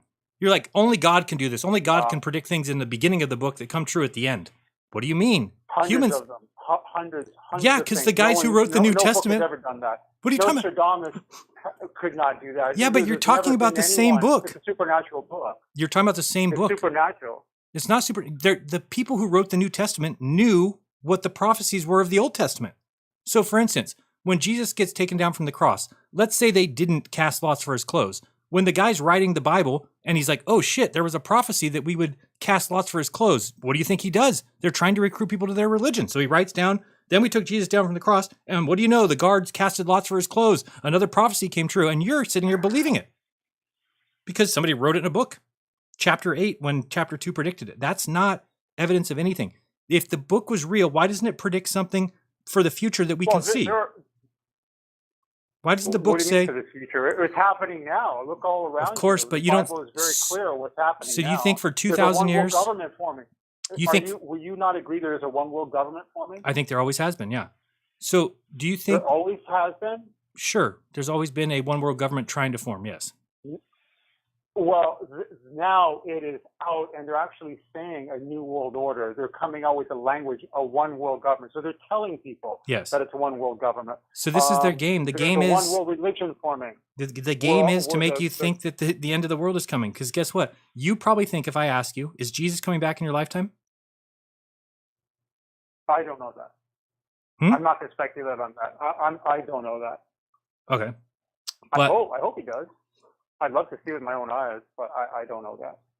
Yeah, I mean, you don't think that doctrine is a problem? I mean, Jesus was standing here and he told people he'll be back soon. Well, and he said... Jaron, you have to, at some point in your life, okay, we all need to, basically put our trust in something, okay? And if you put your trust in yourself, inwardly, you're always going to fail. So your trust needs to be on something. Where does your trust go? Because if people aren't worshiping God, they're worshiping something else in their life. It's sports, it's Hollywood, it's whatever, politicians, it's their children, their families, they worship them. God made us to worship. Who do you worship? Not the Old Testament God. Who? Then tell me. The Creator God. My God never killed anybody. My God has never killed the firstborn of any Egyptians. My God has never subjected the world by flooding it. He's never come down and killed people for not holding the tabernacle correctly. He didn't tell people he likes the sweet smell of burning flesh. He didn't ask for animal sacrifice. He didn't sick a she-bear on some children for calling a man bald. He doesn't direct what to do when a God. I've heard you say that many times about the sweet smell. It's pretty funny, but you have a point. But that God, if you look at it, one of your calls, a couple of calls ago, actually kind of said it right, where the Bible is the only authority to talk about itself or correct itself or to tell you its authority is the Bible. Do you understand that that's a flawed argument? That's a circular argument. You can't make that argument. Imagine if, again, Stephen King wrote a book and said it was divine, and then said, but the only way to prove that it is divine is within the book. That's ridiculous. That's not proof. The book was written. It's how could that be proof of the book itself, the same book? Well, the Bible has so much, not just prophecies, historical evidence, historical proof. Historical history books. History books exist, and history books are not divine. What does that have to do with God? If the book is perfect in history, everything about its history is spot on, day on, perfect, doesn't mean God wrote it. Humans can keep track of dates. Well, so you think God wrote it? Now, no. Humans penned it under the inspiration of God. God did not write it. Have you ever been inspired by God? Yes. Okay, and does it give you the right to put it in a book and force it on everybody else and tell them that it's the words of God? No, it's the same thing for me. I felt inspired by God. No. Have you ever been inspired by God? Sure, yes. But what I was inspired to write, or what I was inspired to say, wasn't how we should sell our daughters as sex slaves. I think you were inspired by God to find the truth of flat Earth, and you wrote about it, and you're telling everybody about it. Okay. But I'm not telling him that it came from God. God inspired you to do that. Sure, but I'm not saying this is God's word. It's infallible, and its proof is within itself. And I made prophecies that came true. That's the people that followed, the people that were around. I mean, we had to place our trust in something. Now, the people over the years that were during those timelines, there were always people that were alive that put those things together. The Council of Nicaea, 300 AD. Right. They were they were a lot closer to the timeline than us, and then lots of people back then they didn't have. There was a lot more confusion back then. Media. Yeah, there's a lot more confusion back then in 3. No, there's more confusion today, my friend. Today is way more. Oh man, they didn't even know if Jesus was had brothers and sisters. They didn't know if Mary was a virgin. They didn't know if they were. That was all. That's why they had to have the Constantinople and get together and actually create a doctrine, because there was too many stories from all different directions. There was the Gospel of Thomas. The Gospel of Thomas says, Jesus said, unless a woman becomes a man, she doesn't go to heaven. So these kind of things needed to be worked out, and they chose what books to get rid of. They were smart enough people back then to know that that's bullcrap, right? Yeah, that wasn't included in the Bible. That wasn't included in canon. No, it wasn't. I'm going to leave it with. I got to go because I got a bunch of people waiting. They're hating me. Go ahead. Can I just ask you one question? Sure. If the Bible is correct, okay. What do you mean correct? You mean divine? If the Bible is a true divine inspiration of God, will you go to heaven? Yes or no? Probably not. Okay. Now, if the Bible is not correct and not the inspiration of God, and I do believe in a creator, will I go to heaven? It depends on how you've impressed the creator or not. Okay. So how do you impress the creator? See, you got to make stuff up. You got to do a rigmarole. No, that's called Islam. Seeing through the lies, seeing through the deceptions, understanding that God would never require of you to believe in a book that was written you don't even know when. It doesn't even have original manuscripts. There's not one original manuscript. So God would never require that of you. He would never require that. Then you're never really believing in a God. You're never really believing in a God. What do you mean? I believe in the God, the creator God. I do. I don't believe that there's two. You don't know anything about that God. You know absolutely nothing about him. So it'd be better if I know that the terrible things that the Bible says about him? The Bible doesn't paint a good picture. I'm saying that God would let you know, if there was a creator, that he would let you know about him. There's no way you would not go through your life not knowing about him, having the opportunity, if you wanted to learn. But a creator would write about it. It's in nature. It's the book of nature. What kind of creator wouldn't? The book of nature tells us everything that we need to know. What is better, light or dark? What is better, nurturing or pestering? What is better, consensual or rape? What is better? Like everything good is God, is better. It's the every direction. There needs to be a manual. There needs to be an instruction manual. There doesn't need to be an instruction manual. It's inside you. What's wrong with your conscience? What's wrong with what God put inside you? Why would you need to go elsewhere? Why would God make it so that you have to go somewhere to find the truth? Doesn't even make sense. Because the heart is very deceptive and misleading and can easily be misled. That we need a book. A book fixes the heart. You need a manual. Yeah, you need to place your trust in something. But the point is to find out where to put that trust, so you're not worshiping the wrong thing in your life. Okay, I got you. All right, take it easy. Appreciate the God call. God bless you, man. You too. Let's go to David Henry. Welcome to the show. David, I'm going to get on 2 minutes. Sorry, guys. All right, we're going to put the timer on. Tell me when you're ready to go. I'm ready. Go. Okay. Last caller, very inspirational, a lot of wisdom there, I must say. But, he's been around for a while. I have too. I'm 67 years old. So I've been a Christian for almost 40 years. I would say I had probably the same issues you had back when I was your age. Why did God, why is there so much violence? And why is he hung up on death? And why is he hung up on killing and, killing everyone, even the animals and even the babies. And, I just had the issue with that. But, I finally realized that, hey, you got to ask why. No one asked why. Why did he do it? Okay.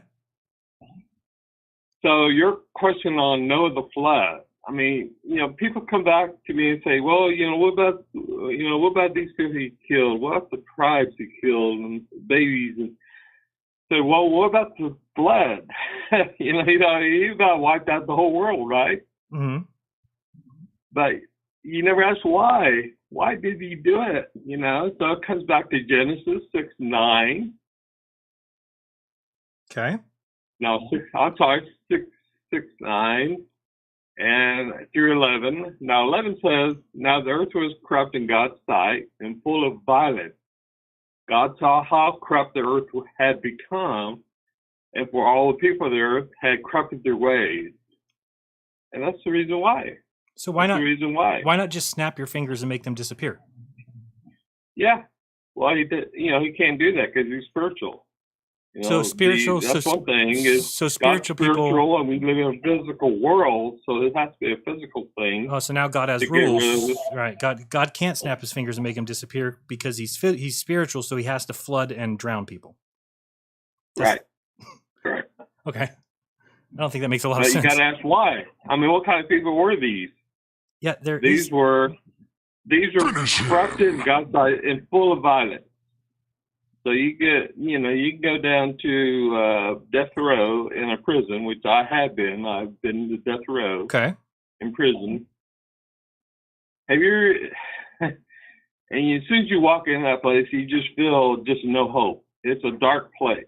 It's a very dark place. Okay, but when you go to a prison, let me give you a question. If we found the worst person in that prison, the one who'd done the worst deeds, right? And I said to you, hey, we need to put this person to death. Okay, we need to put him to death immediately. And I said, you have two options. Right. Either you can snap your fingers and make him disappear, or I'll give you this bucket of water and you can drown him. Which one are you going to do?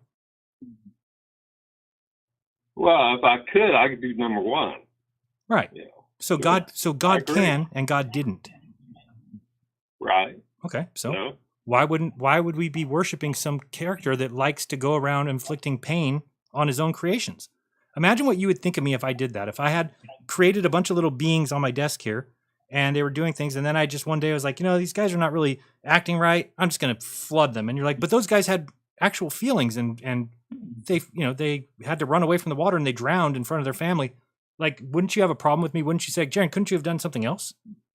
Couldn't you have got rid of them another way? Oh, I guess I could have just snapped my fingers and then been gone. Yeah. Same thing with the Adam and Eve story. If that was a real story, why wouldn't God start all over after Eve ate the apple? They make it sound like, oh, now you've eaten the apple. Now all your descendants for 100 billion people all have to be subjected to birth pangs and to cancer and to destruction and death. That's a psychopath who would look forward to that rather than say, oops, I made a mistake. I didn't tell Eve that there was a being down here that was going to try and deceive her. Let's start over again and we'll do it with two new people. That's to me a God thing. He wouldn't be like, we put these rules on God, like God has to have a blood sacrifice. God had to let the creation continue. Well, God doesn't have to do anything. I wouldn't think. I would think that he has an option. And why did he never get rid of Satan? Why is he up partying with Satan, inflicting pain and punishment and death on Lot or Job? I mean, sorry. What is that the whole chapter about? How could anybody think that that's okay? God actually says Job is the most outstanding person in the whole world. So what did he do? He went and killed his family and took all his stuff to play a game. That's not cool. But you know what? Here's the thing. We have to just recognize that that's not a real story. It's meant to get something across. It's meant to get a theme across, not to tell you a real story about God and Satan hanging out in heaven playing checkers with human beings. But the problem that we have is that Christians believe that the whole thing has to be literally true. Well, I mean, it could be. I mean, the Lot story could be. Sure, yeah. I mean, so Satan. I mean, you don't prove that it isn't true. But Satan is the reason that the whole world is subjected to all this punishment. He's the one who deceived Eve. So then God is just hanging out with him, and they're playing games with Job, fucking around with him. Not hanging out with him. That's not. He is hanging up with him. He's like, "What are you doing walking up here? Why don't you go down there and go play with my friend Job?" And then he sends. Well, Satan he will. I mean, right now Satan is getting ready to be thrown on this world, and watch out when that happens. So what's going to happen? There's going to be some being with horns going to get thrown here, or what? No, you have to read Revelation, find out there. That's the book of what's all in the future. Yeah. Go read Revelation again. There's none of that stuff is going to ever come true. There'll never be blood up there'll never be blood up to the horse's hindquarters. There'll be no coming of the Son of Man in a cloud, and he'll have eyes of fire and feet of a lion. It's just literary nonsense. It was meant to scare people 1,000 years ago, not today. shouldn't scare people to. Well, I mean, All right. that's your opinion. It is. I'm not trying to force. I'm not trying to force my that. opinion. Yeah, and I'm not trying to force my opinion on anyone. I'm just giving my opinion. But I think it is. I've read Revelation too many times to realize the damage that's done in the world. Because you have to remember that book has been here the whole time. So people in the year 300, 600, 711, 895, 910, 1111, you name the year, everybody thought it was the end times. They've always thought it was the end times. So a conversation they didn't have all. They forgot some of the nuts and bolts that have to happen first. Like what? For one, there has to be a new temple in Jerusalem built. Okay. Because have you read the abomination of desolation? You know what that means? I don't know what it is. No. What is it? When somebody sits in the Okay, sea, well, right? Somebody sits in the sea. Of desolation was predicted by Daniel. Right. Back to Daniel, prophet Daniel. Okay. Yes, I know. What is it though? Basically, it stops the animal sacrifice in the temple and declares himself the Messiah of the world, the Antichrist. Basically, he basically says, "I am God," and that's the abomination of desolation. And watch out when that happens. You know, even Jesus warned, watch out when that happens. Yeah. All right, I gotta let you go. Sorry. But some things you can look for that I believe we are going to see it. Well, at least you will probably see it. For one, you'll see 2 witnesses in Jerusalem, and it'll prophesy for 1,266 or 60 days, so 3.5 years. Basically, they will start the tribulation upon this world. So you think also you think Jesus is coming back in your lifetime? Well, maybe. I would say in the next 20 years, I would say. I'm 60-something years old. I don't know if I'll live that long, but I hope so. Okay. All right, I got to let you go. Thanks so much. I don't know what the fascination is with the end of the world. I don't know how they predicted that one, that people are just in love with it. Everybody who's a Christian thinks God's coming back or Jesus is coming back in their lifetime. It's Logan again. Again. What happened? Hello, yes. Congrats for having your first female caller on air. Thank you. Now I don't need to pretend to be a female anymore. No, not Lauren. No. So I think what the problem is that there's not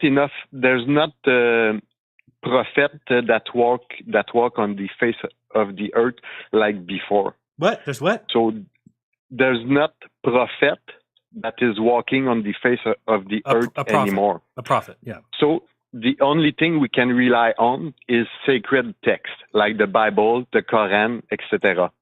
But the thing is, why would that be okay? Hold on, time out. Why would God think it's okay to be here in the past, to come down and talk to people, to threaten them, to be in a cloud, to move oceans for people, to do all these things, give them manna in the desert, and then all of a sudden he's just like, I'm out. I'm done. But why would that be okay? Easy answer. So God created the circle of life and death. Okay. So if there is too much death, there's too much matter, too much garbage everywhere. So what God did is he created the fungus. The fungus is the devil and the snake. So the job of the fungus is to eat decaying matter to give nutriments to the new life that is coming. Okay. So what happened is that people have not listened to him in the Bible when he said, do not eat the apple. So people eat apple, they eat bananas, they eat rice, potato, and it's all wood. There's no nutriment in this. First mistake. Second mistake is that people drink water. Water feeds fungus. So it reminds me of the story of Noah. So to have a rebirth, you must separate yourself from water. If you drink too much water, you become an antenna for magnetism and electricity. So two things that connect, that communicate with electricity is God and fungus. Okay? So if you have fungus okay. Now the name of one of the fungus that made us like this is cordyceps. Cordyceps. So it grow into your neck, okay, climb on your head, make around your ear, and it connect into your brain. So if you hear the devil, it's because you're gonna die soon. I know only two ways to connect with God. First way is to be near death. For example, when you eat magic mushroom. Second way to connect with God is to have a healthy brain, a healthy pineal gland. Mm-hmm. So the sacred oil can raise into your brain, and then you kind of disconnect with the snake, the fungus, and then you become an antenna of God. So in the sacred text, they give us clue to how to become prophet. But you need to know how to read the sacred text. You can read them in the literal way, which I think it could be maybe true because I see it with my eyes since I have stopped drinking water and eating fruit and vegetables. So I am actually literally living the life of the prophet of the sacred text. Okay? So that's one way to read the sacred text, literal. Another way is with the eyes of love. So you become like Jesus, you share, you love, you understand people. That's another way to read the sacred text. Another way is with the eyes of the war. So you put yourself in the skin of the snake and the devil, and you use the sacred text to do bad things. But the most important way to read sacred text is with the eyes of a medical doctor. So then you understand what's about the eternal life, nutrition, connection with God, rest your body, and everything like that. So that's what I have. Thank you, Laura. I appreciate it. I gotta let you go. Okay, thank you. Have a good day. All Bye. Right. Up next, we've got James who wants to talk about Yahweh. What up, James? Hey, what's going on? Can you hear me? Hear you great. You're all set. Oh, hey, what's going on, man? Another day, another dollar. Hey, appreciate all your work, man. You do a real good job. Thank you. I've learned a lot. Thank you. That's the whole goal, right? Just get some of these things out there, let people hear them for the first time. Maybe it's things they've never been introduced to. Get them thinking, and because I do want to bring people together. So. Yeah, I sense that, or I would never continue listening to you. Thank you. To be honest. That would be a yes. I mean, obviously, on this subject, we're going to disagree, but I've learned that over my life to take disagreements with strides and just have a good fight, but then go out for a beer afterwards. You know what I mean? There you go. Now, all that I care about is whether people are good people or not. But I see a lot of not good people that consider themselves Christians, so it's not really good selling. Well, yeah, that's a problem. I mean, the scriptures talk about that at extent. Yeah. So that's what the wolves in sheep's clothing are, the hypocrites, yada yada yada. I mean, it goes on and on and on about don't be like these people. Right. So. Okay, so I'm gonna start clock. Go ahead. Oh, sorry about that. Yeah. So if you're going to reject the Old Testament, then you have to reject the New Testament. Okay. Point blank. There is no New Testament without the Old Testament. All the prophecies of Christ, all 300 and whatever prophecies of Christ, that's what at that time there was many people claiming to be the Christ when Jesus came. So, and he's claiming to be the Old Testament God. So, in the flesh. That's why the Jews were ripping their shirts, and that's why, they brought him to the Romans to have him killed. not because he was trying to overthrow the Romans or anything like that. No, just because he's calling himself God. He's calling himself the Old Testament God, not Baal or right, Enlil or anything else. Yeah. So I mean, the book is not clear about that. The book is very ambiguous because sometimes somebody says, don't call me good. There's only one good, and it's God. And then nobody's seen God's face or heard his voice. So there's a lot of things that don't quite match with that idea.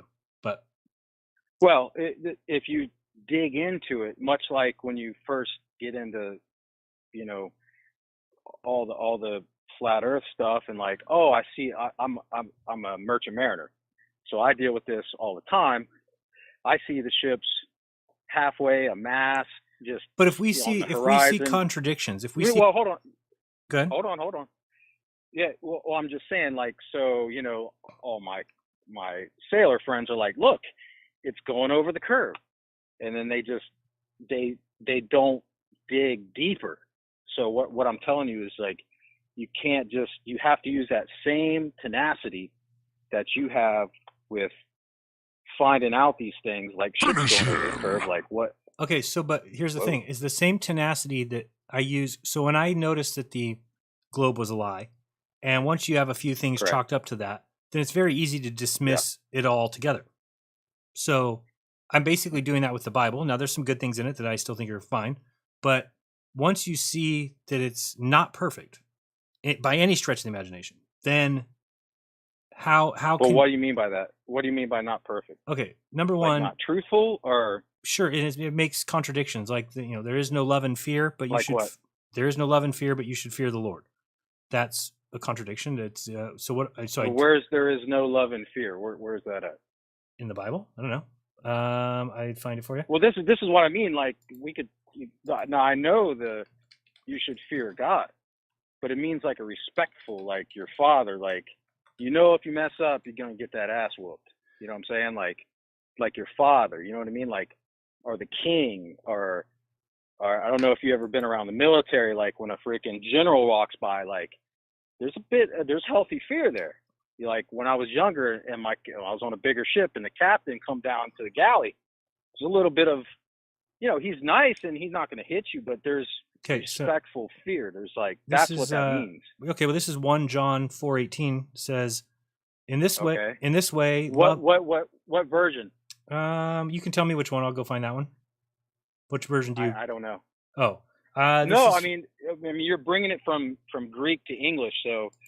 So what do you think? KJV, NIV? You tell me which one to use. Either one of those are fine. Okay, so this is the NIV, and it says, there is no fear in love, but perfect love drives out fear, because fear has to do with punishment. The one who fears is not made perfect in love. Yet, the guy at the first caller that called in the show was very proud of the fact of how afraid he is of God. Well, this just says the one who fears is not made perfect in love. So it's a contradiction in what in the context of that, in the whole context of that, what is he talking about? Because obviously he says to fear God, that is the beginning of wisdom. To know that the Creator created you, gives you breath, created everything that you see. Mm-hmm. Everything is held. So why would I fear the Creator? Why wouldn't you? He's never given me a healthy fear like that. But he's never given me a reason to fear him. You're taking as what's told in a book as being like it's coming from God. God has never told me to fear him. No. No. This is from my own experience of, like, let's just say, the captain coming down, and like, hey. Yeah, but a captain is different. A captain is different than a creator. A creator is supposed to be the loving God. Okay. I understand. Right. And that captain loves you as to not to put you in danger, and he wants that ship to get sailed to where we're going safely with everybody. Okay, let's get past the analogy. Okay, go. Safe. No, I'm not making the exact, comparison, no, I got you. But yes. I'm saying, like, this is like, that's the healthy fear that you have of the living God. You don't want to be like, and trust me, dude, we've all been there. None of us are perfect. All of us, like, I don't think anybody's good. I mean, how many lies have you told? I can't even remember how many lies I've. How many? Yeah, but some people have I lusted after a woman? Yeah, well, I can't even tell you how many times. Yes. How many times have I stolen? I can't tell you how many times because I don't remember. I'm just saying, like, by God's perfect standard, ain't no one freaking can work their way to being, good. So the only way that we can do it is to have him kill his son. Himself, yeah. Kill himself for himself. Doesn't seem strange to you? Yeah. I mean, in any other situation in life, And everybody would be. it's completely strange. Okay, well But then this that's world's all. strange, dude. I mean, Yeah, but but sacrificing your son because you need a blood atonement for people's sins is beyond weird. It's demented. Imagine this. Imagine my 22-year-old son comes home. I understand. He comes home and he's late from a party, and I told him to be home at 11, and he's home at 1 or 2, and I'm like, dude, I'm tired of you, this and that. And I kick him out of the house, and then while he's out, he's doing a bunch of murders and rapes. So he's just gone. And then he tries to come back one day. He's like, Dad, I've been thinking about it. I really want to come back. I want to ask for forgiveness. I want to help you out in your business. And I tell him, all right, if you want to come back, then what we have to do is we have to kill my other son. When we kill Maverick, only then when his blood has been spilled will I be able to forgive you, because you're so far away from me that in order to get you back, I have to kill my other son. That's demented. But the word son is not like I'm a father and I have a son necessarily. It's a position. It's not his actual son. Like it's him in the flesh. So he had to kill himself in order to forgive the beings he made? It says that we are in Christ, and that is the only way that we can be eternally with a perfect God. If we're in the presence of a perfect God, we're dust. That's how it explains it. So we are in Christ. Christ's blood covers us. Do you think we are in Christ? So is that a good doctrine to people like that? So basically what you're saying is once you accept Christ, then it doesn't matter what you do, you're automatically going to eternity with in heaven. No. Oh. It says do not run Christ's name through the mud. Like some people believe you're eternally saved once you accept. Some people say you can lose your salvation. I think you can if you actually confess and you actually believe. You cannot be lost. Yeah, I believe that too. I mean, well, you could be, but I mean, you're most likely not gonna be. That's what and don't get me wrong, dude. I'm not up here like I'm better, dude. No. I struggle every day with everything. Yeah, nobody's claiming to be better than anybody else. I think that no. For me though, I the reason I do the show and I want to hear from people is I want to hear reasons why they think the Bible's true or why they think the Bible God is worship worthy, and I get kind of the same things, and I don't think any of them are even close to being enough that you would default to just, I got to believe in this. I get you, man. Yeah. All right, I got to go. Hey, we got have you ever, hey, go ahead. Check out the early church fathers before Constantine. They talk about Gnosticism and the demiurge. Yeah. All this 300 years before Constantine. Read those guys. Okay, thanks. You're going towards Gnosticism. Yes, I agree. All right, man. Later. Let's go to Philip. Oops. Hold on. Shoot. Let me see if I can get you back, Philip. Oh, there it is. I accidentally hit drop. Why isn't he coming on? Philip? Right there. Hello? Sorry you were on hold for so long. My bad. No, it's all good, man. Just look to the show. Appreciate you having me on. Appreciate it. Can you hear me? Yep, very great. Go ahead. Awesome. Well, first I just wanted to ask, and maybe you said this before, but you used to believe in Jesus and all that? Yeah, I mean, I grew up Catholic, was pretty involved in the church until I was like maybe 14, 15. Okay. I even at one time kind of wanted to be a priest, and then, you kind of realize that they can't have wives, and obviously that wasn't going to work for me. And then I just kind of became disillusioned with it because I worked in the office at the church, so I actually dealt with these priests on a day-to-day basis, and I just realized they were just men. They were just like everybody else. But that's their job. It's not like they're special that God talks to them or something. They're just like everybody else. And and I even asked them, like, do you talk to God? They're like, no, but I feel him in my life. I'm like, well, I feel him too. And I said, well, why are you a priest? And they said, well, because we've given up our earthly life in exchange for a reward in heaven, which is basically, but they're dicks. They were, homeless people would come to the door and they'd be drunk. And I'd be like, the homeless guy needs they'd be like, get him a gift card and tell him to get the hell out of here. And you're like, all right. I mean, the same guy's shaking people's hands and people are like trembling in his presence. They think they're in the presence of God, and it's like just some dirtbag, So for me, it was very easy to And it could be because I was so close to the church that I was, head altar server, head of youth group, all these things. So, and I just saw that it was just a bunch of liars, basically. Yeah. Hey, I agree with yeah. you. I think religion, just the same. Religion is toxic. I think it's evil. It can be very evil. But I wanted to say I agree with a lot of things you say, and there's some things I don't, which you'll probably say the same thing to me. Okay. But when it comes to like religion, well, who killed Jesus? It was religious zealots and the government. Okay. Those are who killed Jesus. So Jesus wasn't like, the Bible doesn't teach religion. The Bible teaches how to act, how to walk. Well, Jesus does. And I kind of agree with you when you read the Old Testament. There's some strange things going on when Jesus comes on the scene. It's kind of like Jesus is like, hey, you have heard in times past, an eye for an eye, tooth for a tooth. But I say, right, he changes like it. He's like saying, hey, you used to do this, but I say do this. He says, hey, no one's heard the Father but the Son. Right. What about the keep the Sabbath day holy? The Old Testament says if they break the Sabbath day to stone them to death, and then Jesus comes and says, well, no, the Sabbath day was made for man, not man for the Sabbath. Right, and it goes on and on all through where Jesus is in, where he's pretty much saying, hey, go do what Moses told you to in the law, not what I told you to in the law. Mm-hmm. You see, there's this separation he's making all through the Bible, through the New Testament. He's saying, hey, you have done this. He says Satan is the father of lies, and he says that's your father. Mm-hmm.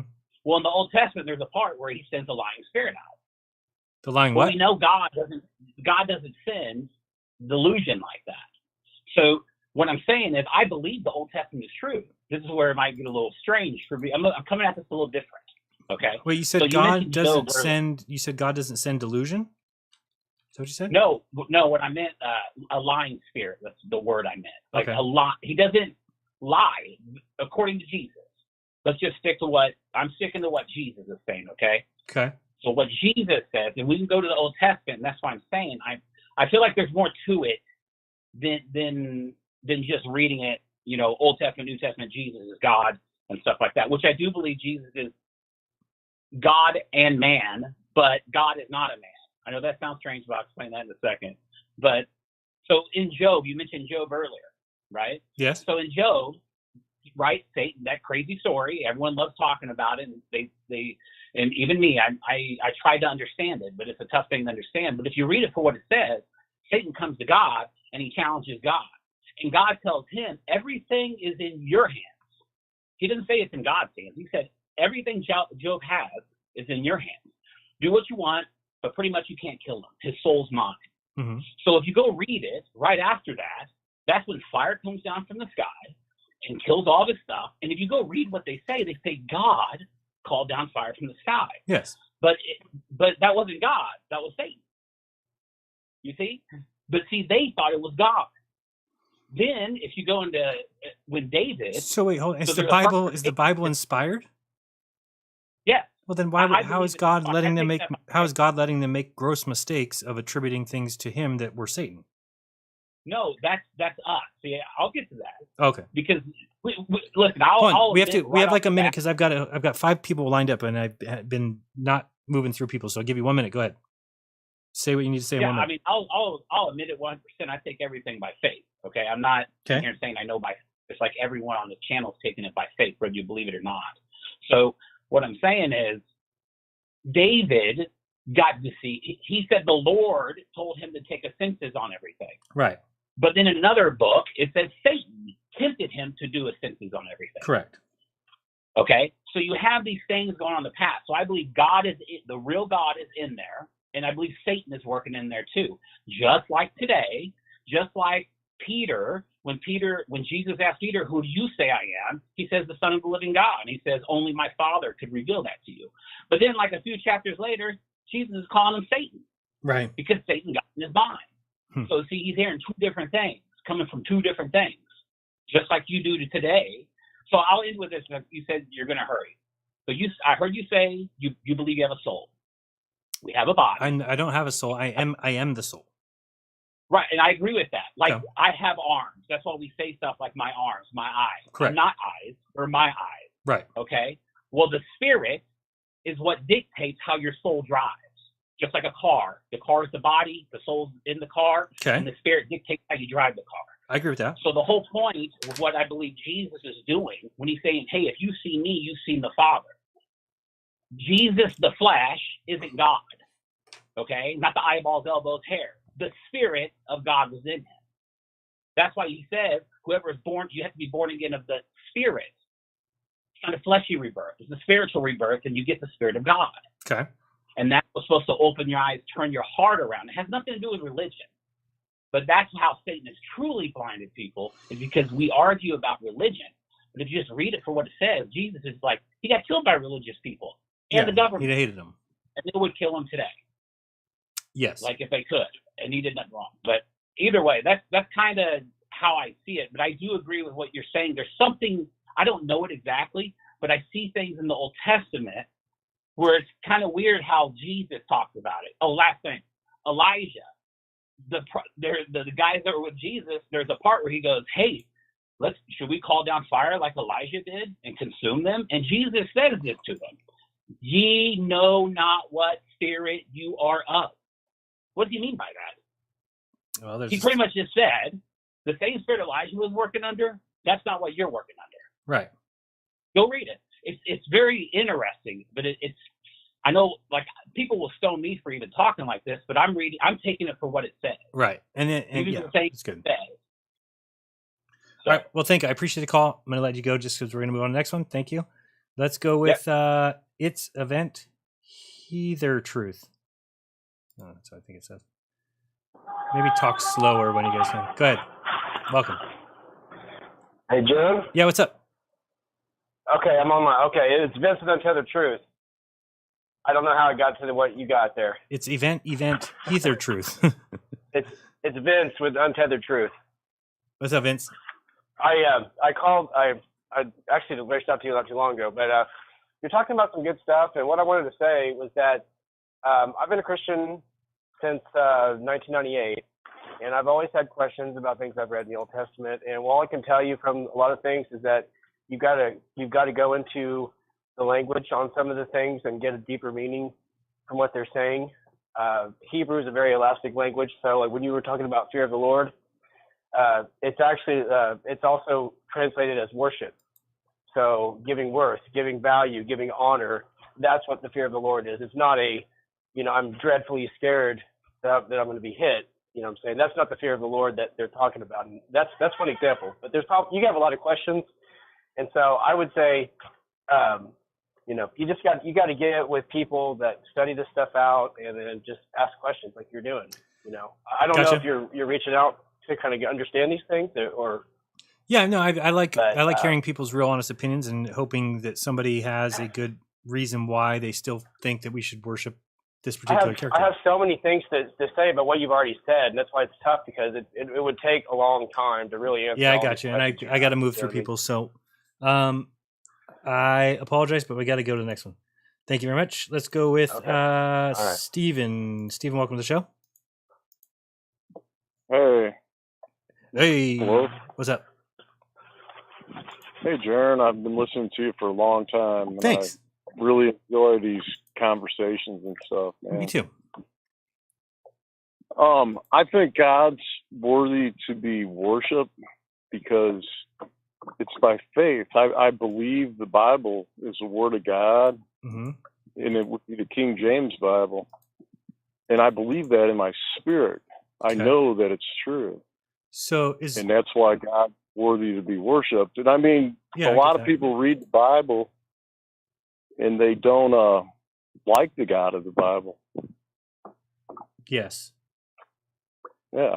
So do you think it matters what the God of the Bible does, or you think that no matter what, you should still worship him? I think if you truly understand the Bible, you'll see that he is a good God and that he's not an evil, horrible God. So just from Leviticus here. But I think people that aren't saved, yeah, but Leviticus starts out, you may purchase male or female sex slaves from among the foreigners who live among you. So why is God advocating for sex slavery? Why not say you shouldn't hire people, or you shouldn't buy and sell people as sex slaves. Wouldn't that be an easier thing to say? I'm not sure which passage you're quoting there, but Leviticus I'm pretty 25. sure it's not the King James. But at any rate, I don't want to go into all the little details of God. Of course, but that's the whole point of this. The point, but the point is that I'm reading sections of the Bible that tell me that the God of the Bible does not deserve worship. So that's why I'm asking. So if you're saying he does deserve worship, and you're saying because the book is true, it's written by God, I'm just pointing out things that then you must believe that he said. And if he said that, I don't understand how that's a. You said he's good. You'd have to quote the scripture to me from the King James. Okay, so I'm going to King James right now. I'm just going to read a different one. This is Exodus 21, 7 through 11. So, and if a man sell his daughter to be a maidservant, she shall not go out as a maidservant do. If she please not her master, who has betrothed her to himself, then shall he let her be redeemed. To sell her unto a strange nation, he shall have no power, seeing he hath dealt deceitfully with her. And if he had betrothed her unto his son, he shall deal with her after the manner of daughters. And if he take him another wife, her food, her raiment, and her duty of marriage shall he not diminish. And if he do not do these things unto her, then shall she go freely without money. Now, that's the King James version, but in almost every other version. I mean, I don't see anything where it's anything bad in there. Do you? Okay, so in every other version of the Bible, it says sex slave. When a father sells his daughter as a sex slave. But I don't go with the other versions, because I think the other versions are perversions. I think that where the word of a king is, there's power. And that was the only one that was authorized by a king. And it's the only one that bears witness in my spirit that it's right. The other ones don't. They're horrible. They're horrible versions. Just throw them in the trash and burn them, because I don't believe they're the word of God. But the King James from 16 or 1700 is. It hasn't changed. It's been the same for 400 years. Okay, and then let me just ask you one other question. I mean, it doesn't. The point of the book, it doesn't even make sense. This chapter. I mean, what is he talking about when he says, "And if a man sell his daughter to be a maid," what's it? What? All right. I'll let you talk. I was going to say something. Well, so if it says if a man sells his daughter to be a maidservant, so is that okay? So is that good to teach men about selling their daughters? You got to figure throughout history, women have been bought and sold like cattle. Women I wonder why. Have always been second-class citizens forever. Yeah, I wonder why the Bible treats them as second-class citizens. In fact, there's verses. No, I think it has to do with natural order. That if you want to, you can just beat the crap out of them because they're so much weaker than you. And you got to figure life like we live now with running water and electricity and the easiness that we have. Life, I'm pretty sure 1,000 years ago was nothing like this. Like, it was probably really hard life and brutal. And what man wouldn't love a woman that, brings children and goodness to him? You know? So I don't see where I have a problem with somebody. I mean, look at the woman's at least has rights in your King James Bible. I mean, there's the verse that says, let me see what King James says about this, because I don't know if I have the King James version here. So the one that's talking about, killing a woman for being raped, which it just makes. I don't believe it says that. Okay, let's see. For adultery. Let's see, because. But not if he was, didn't scream or whatever. I mean, if a woman, go ahead and find the verse that you're talking about and read it. Yeah, I'm finding it. Because the King James don't read nothing like the other Bibles. Nothing like the other Bibles. Yeah, but that's because they took the words out and created a new version that makes it sound better, right? Because it. No. I don't buy that. The way I see it is you got all these texts that pretty much agree. Mm-hmm. And basically the Catholic Church tried to come up with a bunch of different versions, and they use 3 texts that don't agree with even each other. And they don't agree with like the other 5,000 manuscripts that are out there that all agree with the King James. That's my take on it. Mm-hmm. And but the preaching of the gospel is to those who perish foolishness. Huh? I mean, people that don't believe the Bible or anything, it's foolishness to them. It's just stupidity to them. Yes, that's true. So Deuteronomy chapter 22, if a man find a damsel that is a virgin, which is not betrothed, and he lay hold on her, and lie with her, and they be found, then the man that lay with her shall give unto her father 50 shekels of silver, and she shall be his wife, because he hath humbled her, and he may not put her away all his days. So what basically is going on here is if I see a bomb-ass chick across the street, she's a virgin, and I don't even have a chance with her because I'm some ugly guy, well, I just better go rape her, because when I rape her, I then owe her father 50 shekels, and she becomes my wife. That's God's rule. You think that that's... Well, would it be better that she becomes your wife than just to rape her and not give her anything? And you're stuck with her. And, dude, I've been stuck with multiple wives that are horrible that I wish I would have never been stuck with. Right, but... You know? I can't imagine being a god and thinking like this is a good line to put in my book that people need to know about. No, why wouldn't you say? Well, I think it's good. I think because let's put it this way. Let's say you're let's say you're a goat. You're like King David. And you're herding goats. You don't see a woman forever, dude. Okay. And you're a young man, and you see a woman, and you end up raping her. I'm not saying that's right, but it was a different time back then. But if you did rape her, dude, that was your wife. You had to, unless her father refused to give her to you. Yeah. So, rather than go around, you made the decision that was going to be your wife. Yeah, but the way it's supposed to work is you go around and you find a woman that is interested in you, and then you ask for her hand. You don't go just fuck her. Yeah, that's how it works in the modern world. But back then, I'm pretty sure it didn't work like that back then. We're living in the construct of how we were raised, our values that we take from this world right now. Yeah, but what you're describing is life was a lot harder a long time ago. You guys are describing it as if but back then morals were looser for some reason. It should be the other way around. It should be today. Well, look at it this way: if you rape a woman now, are you going to have to marry her? No. Exactly. So which would be worse for the man that raped her? I mean, potentially. I mean, you might rape a really good one. You'll go to jail for years and have to be registered as a sex offender. Way worse now. Back then, you paid 50 shekels and then you got to sleep with the rest of your life. It's not that bad if you pick the right girl. So I don't know. It's not, really my call. I just believe what the Bible says, like it or not. A lot of people read the Bible and they don't like the God of the Bible and what he does and why he does things. Right, because I don't understand it all. But you don't know care. that you don't care. You don't think there's a difference. You don't think there's a difference between people who just worship God and they're saying, "Well, I believe the Bible and everything that God does in it. It doesn't matter to me because He's God." And then there's people that say, "Well, I read it and I'm not really sure I like that character and I don't want to worship him." Well, that's where fear of God comes in, because you read the Bible. You're talking about things. You're talking about things that are not good things. Fearing God, like if a wife fears her. What is that noise? What are you doing? Eating the phone?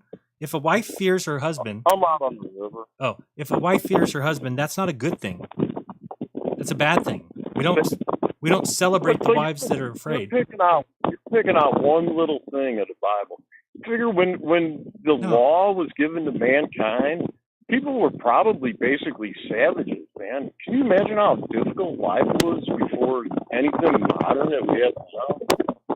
Life would have been hard and brutal. And so God should come and teach people how to make it less evil and less hard, not to invoke things that. Well, how to make people just survive in general. Okay, I mean, he doesn't care about survival. He's just taking out nations in full swipes.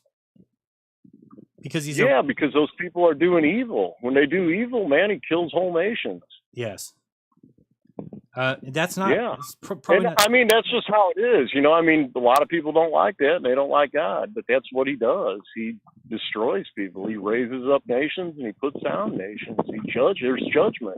So there has to be judgment. He's a racist, though, because the Jews are not the most upstanding citizens of all time. No, they're a hard-necked, stiff-necked people. They're a horrible people. Why do you think they're horrible? Do you think it has anything to do with the fact that they think they're God's people and that God told them?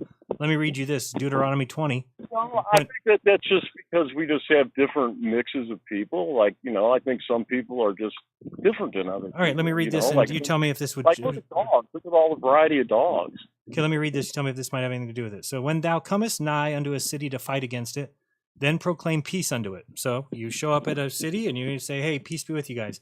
And it shall be, if they make the answer of peace, and open unto thee, then it shall be that all the people then found therein shall be tributaries unto thee, and they shall serve thee. So what it's saying is, go to a town, say, peace be with you guys, and then they go, yeah, peace be with you too, and then say, now you're our slaves. Okay? And then Isn't that merciful of God that he didn't just kill all those people outright? So by making them slaves is being merciful now. Okay.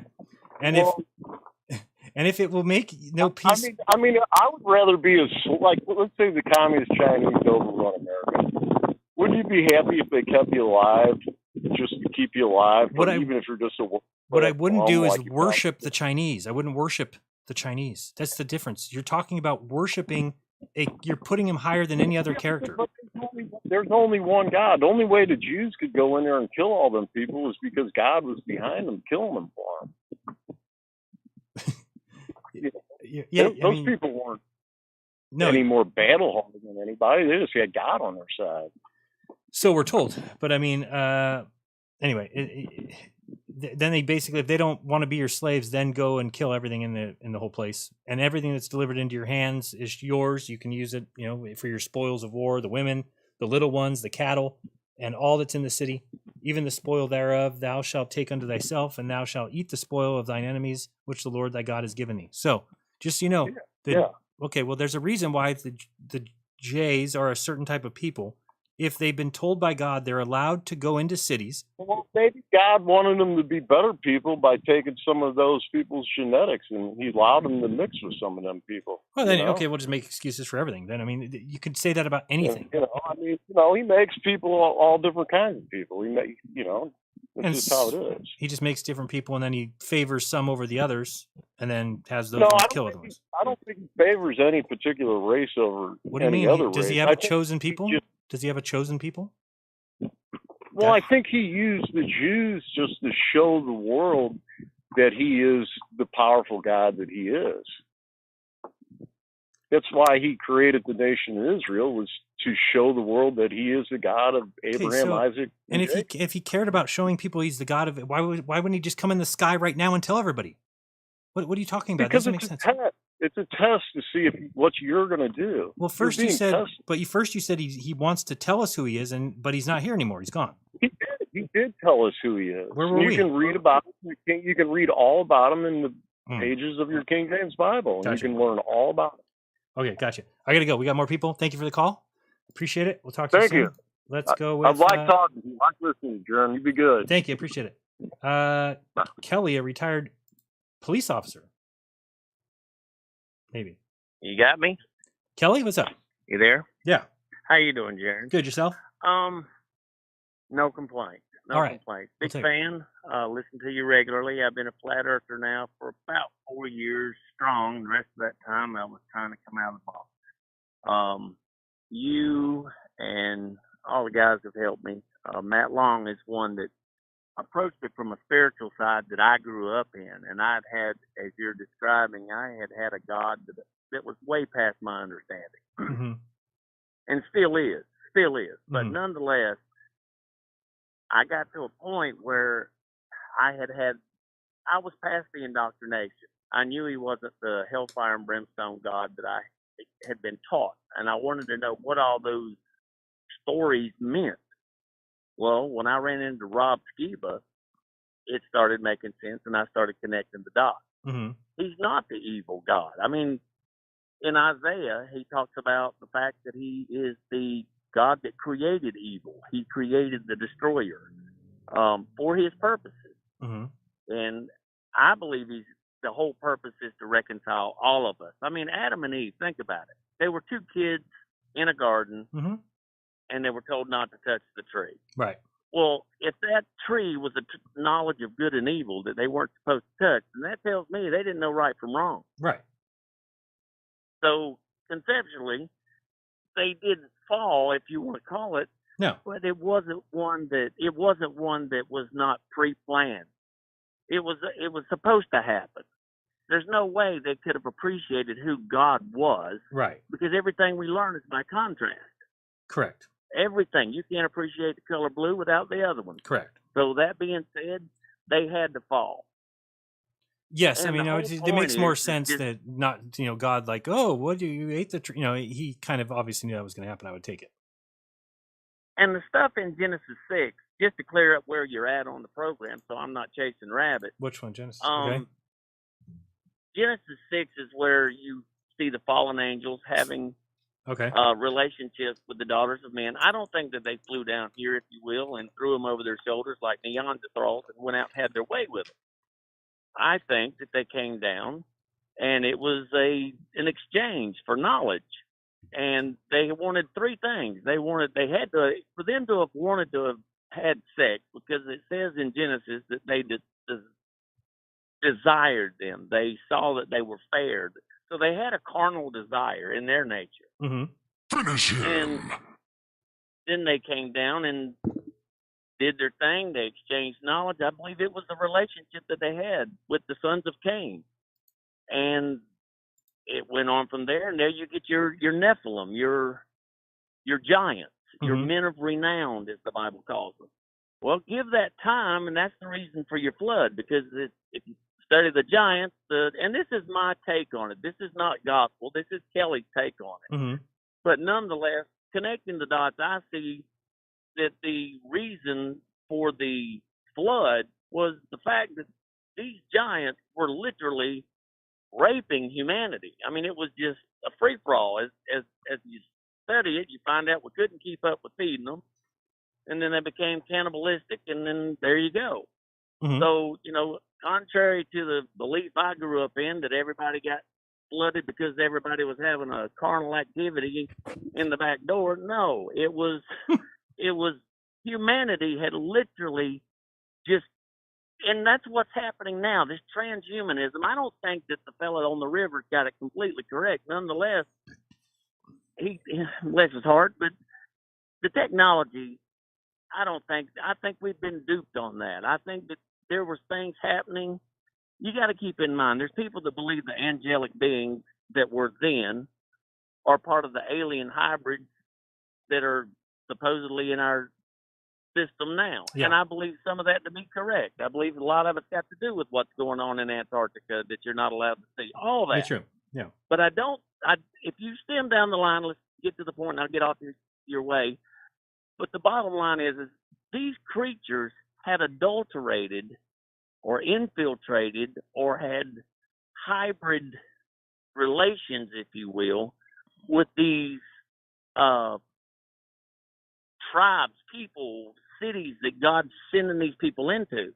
If you'll notice in some of the battles, God actually had to send in angelic powers to fight before they could even go in and do it on their level of fighting. Yeah. When Joshua asked God to stay the sun for a day, well, he just said, I need more time, and he stayed it for a day and the moon for a day. Right. Well, that being the case, he wasn't fighting pygmies. He was fighting giants. Right. So if that's the case, that's what he's telling, go in, get rid of everything. I mean, we're talking about bloodline. He tells them to keep the women and the children and sell them to their descendants or whatever. So probably not a blood thing. I'm not seeing the other thing too, and this will sum it up, and this is a lot of sugar for a brownie, brother, but here you go. The King James Bible, as much as I grew up and I love it, and I love Shakespeare, I can read it and it makes sense to me, but the one thing you got to do is you got to look at the very front page, and it is a translation. And you got to go back to the original Hebrew and Greek, and that's the best you're going to do. Anything else out that, I found a nice Hebrew site where I'm able to enter the English text, and it gives me the Hebrew, and then I can go plug that in and get the words out. Yeah, a guy to help you personally on your own, and you can reach him right along. I'm sure you got him, Matt Long. That's the dude to talk to. He's good on this, strong in it, and I love his stuff on it. But it's the thing is they've perverted it to the point that it's. Well, that's my exact point. You got to dig.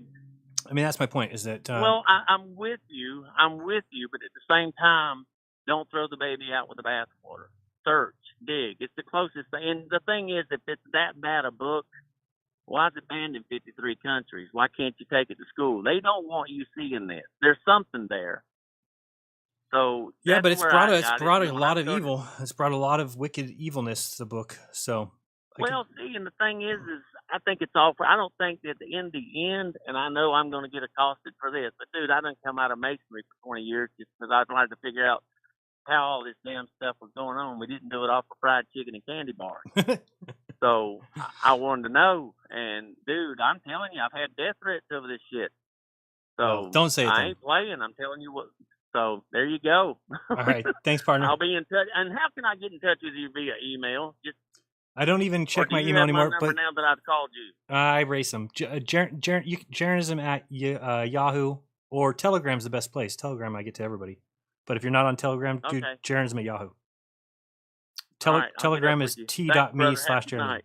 You too. Take it easy. All right, we've got Mark. And we're going to go ahead and stop taking calls. So nobody else calling because we got 3 or 4 more people. Mark, go ahead. What time did we start? I don't remember. 4? Hey, Jen, can you hear me? Yeah, go ahead. Yeah, man. I just want to discuss Christianity, and like all I see is a lot of Christians call and they start rationalizing. It never ends, man. Like they can come up with an excuse for whatever it is in that book. Yeah, the sad thing about that is that I don't know how they don't realize that is a what do you call it when you can't unfalsifiable, right? So there's nothing that you could say that can't be rationalized as to a reason why God did it. I mean, you could say, how come he went into this town and raped 100 women? And they'd be like, well, you don't know what those women were doing. They could have been really bad women and they needed to be raped to learn a lesson. So you're just like, okay, well then what am I doing here? You know, you're just spinning your wheels. So I totally get what you're saying. They're going to make an excuse for things. And I get it. It's their religion. It's their belief. They've put a lot of years into it. They've put a lot, and I get what goes on here. The scariest thing for most people is the middle position because it's not comfortable. Meaning, if I believe in science, it's very comfortable. Now I have all my beliefs decided for me. I don't even need to think anymore. I can just be a dumbass and watch sports on TV. And if anybody comes and says the earth is flat, I laugh at them and say, you're an idiot. Science says it's not. And we can prove it with gravity. I'll drop my pen. Right? So that's the one side. The other side is it's also comfortable to be in religion where you don't need to think like these guys are just coming on saying, well, I believe the Bible because they believe it. Yeah, but do you believe everything that's said in it? Well, I don't know. I believe the Bible, and so I believe God's in it, and that what he did is fine. So those two positions are very comfortable. I watch a lot of I watch a lot of Christian debates, and they attack other religion on the same basis. Like I'm always watching like Christian attacking Islam, for example, and they go and they say the same thing. They're like, well, you know, your book is immoral because this happened. So they're attacking. Like they criticize Islam on the same point, but then when it comes to them, it's like a bit hypocritical, you know? Yeah, not a bit, but I think that's a human nature too, right? The human problem that we have is that we are too in love with our own beliefs that we will scrutinize and look really carefully at every single thing that others believe, but we kind of leave our own belief alone, right? We don't like dig deep into that usually. Humans don't want to. Because it's a scary thought. Like if you realize that the earth is not what you were taught and you realize the religion is not what you were taught, you become immediately very, I don't want to say frightened, but you're like, oh shit, where am I? What am I doing? So that's a very scary feeling. Now, some people feel comfortable in that. I feel comfortable in that. It's much better to be there than to be a drone or a sheep or a puppet in the other, to me. But I also recognize why people are afraid of it and why we have these globers. Have you seen globe earthers? They'll tell you if you're talking to them and they'll say like, oh, you're a flat earther? Then explain how the entire universe works right now. You know, you're like, what? Explain how every single thing that ever was works. How do neutron stars weigh 21 billion pounds? You're like, I don't know. Yeah, exactly. Yeah, but the globe model knows. It's like, dude, that is not, you don't know shit about neutron stars. You don't know shit about gravity waves. You're just trusting men, which I can't imagine anything dumber than that. You know, men write books, men edit books, scribes do what they're told, especially if they're under the watch of a king. So knowing those things, I just can't imagine putting my salvation on the line to believe in a book that I clearly know has gone through many hands, including the hands of the Catholic Church, who probably walked up and down the little aisleway with desks, and they made sure that whatever they wanted written in there would be written in there. So it's, to me, crazy that and what about the prophecies that they say come true in the New Testament? How is this not getting through to people? How are people not realizing that that's not proof of anything? Because we didn't get to see any of it. We don't get to see. They just said, "Oh, and they cast lots for Jesus' clothes." But you're like, "Yeah, but that was a prophecy, so of course it's going to come true." The guy who's writing the gospel is not going to be like, "Oh, I guess we didn't cast lots. I guess the prophecy didn't come true." No, he's going to write in whatever the prophecy was. They can easily write it up to match up with the Old Testament if they want to do it this way. Easy. But I mean, any religion that asks you to believe in it, otherwise you're damned to hell, seems to be it's just like a very fishy. Yeah, it's a threat. Yeah, right. I mean, and any kind of threat like that is not done unless you wouldn't otherwise do it, and that's the way it should be. That's why I think that people who fall for Christianity, I believe God must look at them, and they're not quite as on the same level as those who saw through the deception, because those people have chosen to trust a book. They accuse, this is the one that gets me, they accuse God of murders and atrocious activities. Like, God never killed the firstborn of every Egyptian. So that's my God. But then they'll argue on behalf of their God that, no, he did. I'm like, but you don't have evidence of that. What is your evidence that God killed babies? And they're like, the book says so. Like, yeah, the book says that Jonah was in a whale for 3 days too. So can't we chalk this up to, okay, it's not all literal and maybe God didn't kill? No, they're like, no, God killed him. God killed him. He says right here. To me, I'm like, okay, my God has killed no people. Period. Very hard not to take the Old Testament literally, because it's just so many examples, one after the next, and it's very tribal. It's like a very tribal book. It's all based on one tribe, and you can tell that it's like who wrote it and for what reason. Like the Jewish were influenced by the Persian Zoroastrianism, right? By the Babylonian, because you see the same recycled stories in the Old Testament. Right. They're not new stories in the Middle East, right? Those are like all old tales, and they're recycled in the Old Testament, but they're all Jewish centric, because like they're always defeating their enemies, right? Right. They have like this guy with the hair, like Samson, whatever his name. Yeah, the last caller was saying like, oh, how did they won all these contests when they weren't even as big as the other groups? I'm like, you don't know that. Maybe that's just written in there to make the Jews feel proud of themselves. It's propaganda, man. Like it's just propaganda from back in those days. Oh yeah, we killed everybody. We defeated all our enemies. God's on our side. All the other gods are false, but our God's the real one. Right. It's too obvious.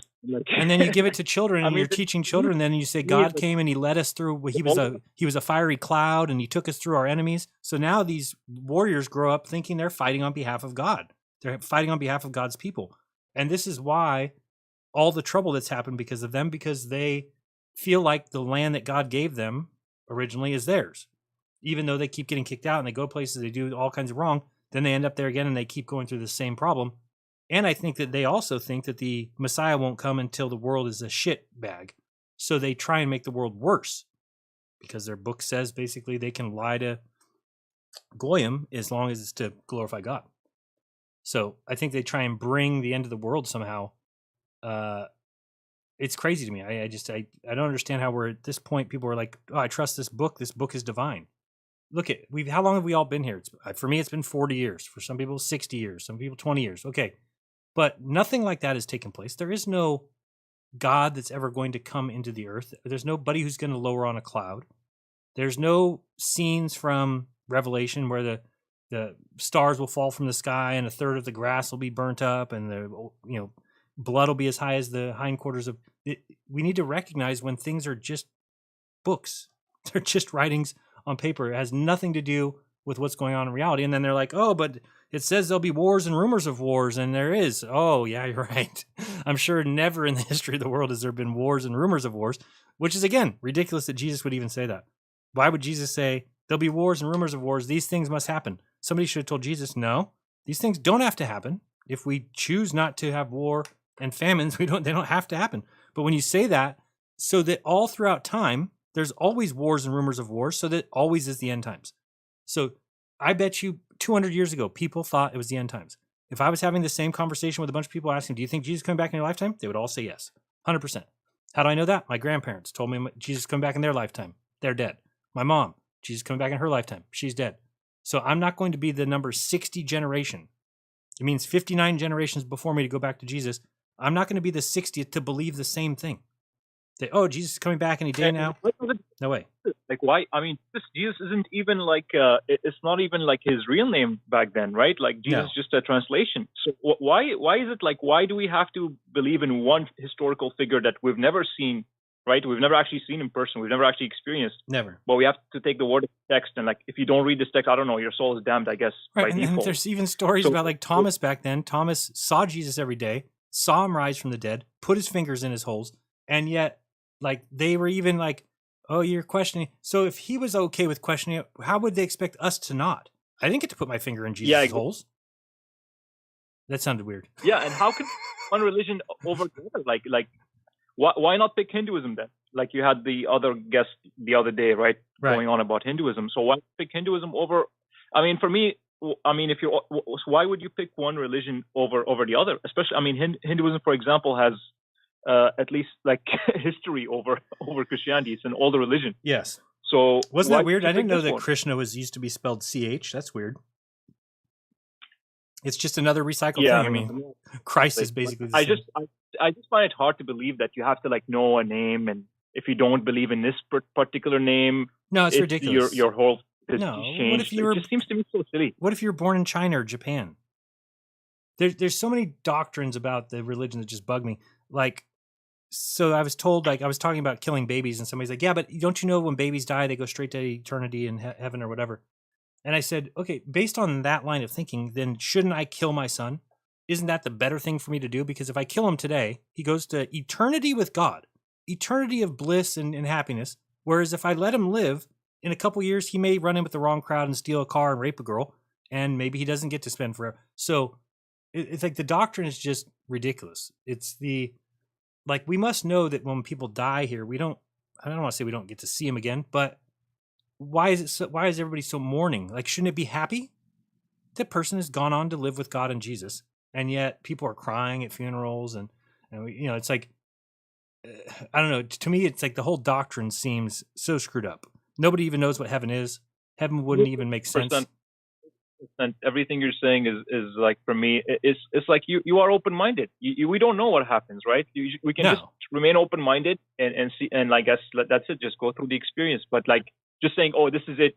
This book says this, and that's it. That's all I believe. Every word of this book. That stunts growth to me. That stunts growth, right? I could very easily just say, you know what, I'm going to be a Christian now. The book is right. God is true, and just that's it, and leave it there. But I don't think there's any way that to God, he's sitting up in his, you know, throne, looking down and like, all right, way to go, Jaron. Way to give up on learning. Way to give up on growing. Way to just accept that book, and way to worship the character in it, even though you don't think he's morally correct. To me, there's no way that goes on. It must be the opposite. It must be God's up there rooting for the people to get out of the book, rooting for people to find truth themselves and not rely on other people here telling them. It just cannot be the goal. You just can't be. For Christian to be like, oh, like if it's not Christian, if it's not the Bible, it's demonic, because this is what they do best. It's like they call everything else demonic. Okay, you meditate, it's demonic. You do yoga, it's demonic. This is demonic. Like they shoot everything down. So like we're just supposed to sit and read the Bible. That's pretty much it. That's the only good activity. I mean, I don't know how any civilization we build on this. I really don't know. I mean, I don't know. No, and I think that's why governments like the religions, because the religions keep people retarded. They keep people stuck, and there's no growth. There's no growth if you're a Christian who just believes in the Bible and you're all set. There's not a lot of growth there. And again, I could be wrong. I'm not saying for everybody. Some people there might be. But I know a lot of Christians who won't even like really fight against the New World Order because they're like, well, Jesus will fix it. And I'm like, okay, so can't you see, look at the world today and look at what we have going on. We have a very evil group, a cabal, a elite, if you want to call them that obviously do not care about humans in any way. They almost want them, they still need them, so they want them enslaved, they want them dumbed down. They've obviously been able to get into the textbooks, and they now are teaching lesson plans that are going nowhere. People aren't really growing. Where's the new inventions and things like that? I mean, these things are not really happening anymore because we've pigeonholed people and look how dumb people are with TikTok and everything else. all the TV. I think the biggest problem is when everybody knows all these celebrities and they know all these celebrities' husbands and wives and their kids' names and things like that. And that is the most useless information. And really, go back and read letters written in 1900. These people were 10 times smarter than we are, just in the way they wrote, the way they could talk, their grammar, their everything. And it's because they didn't have TV. So they didn't have 100, 200, 300 celebrities to know what shows they were on.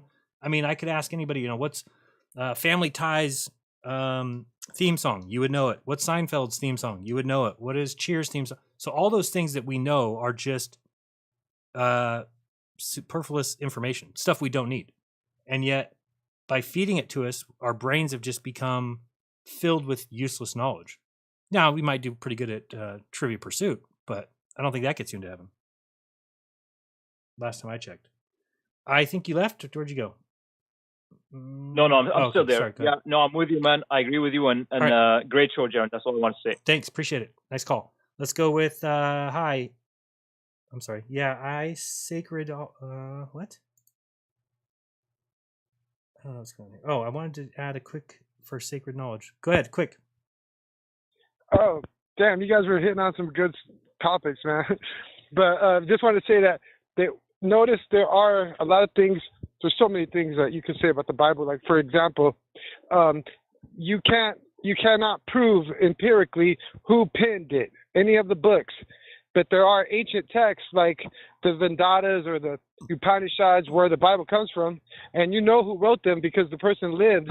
They just did a lot of tapas, which is they lived the holy.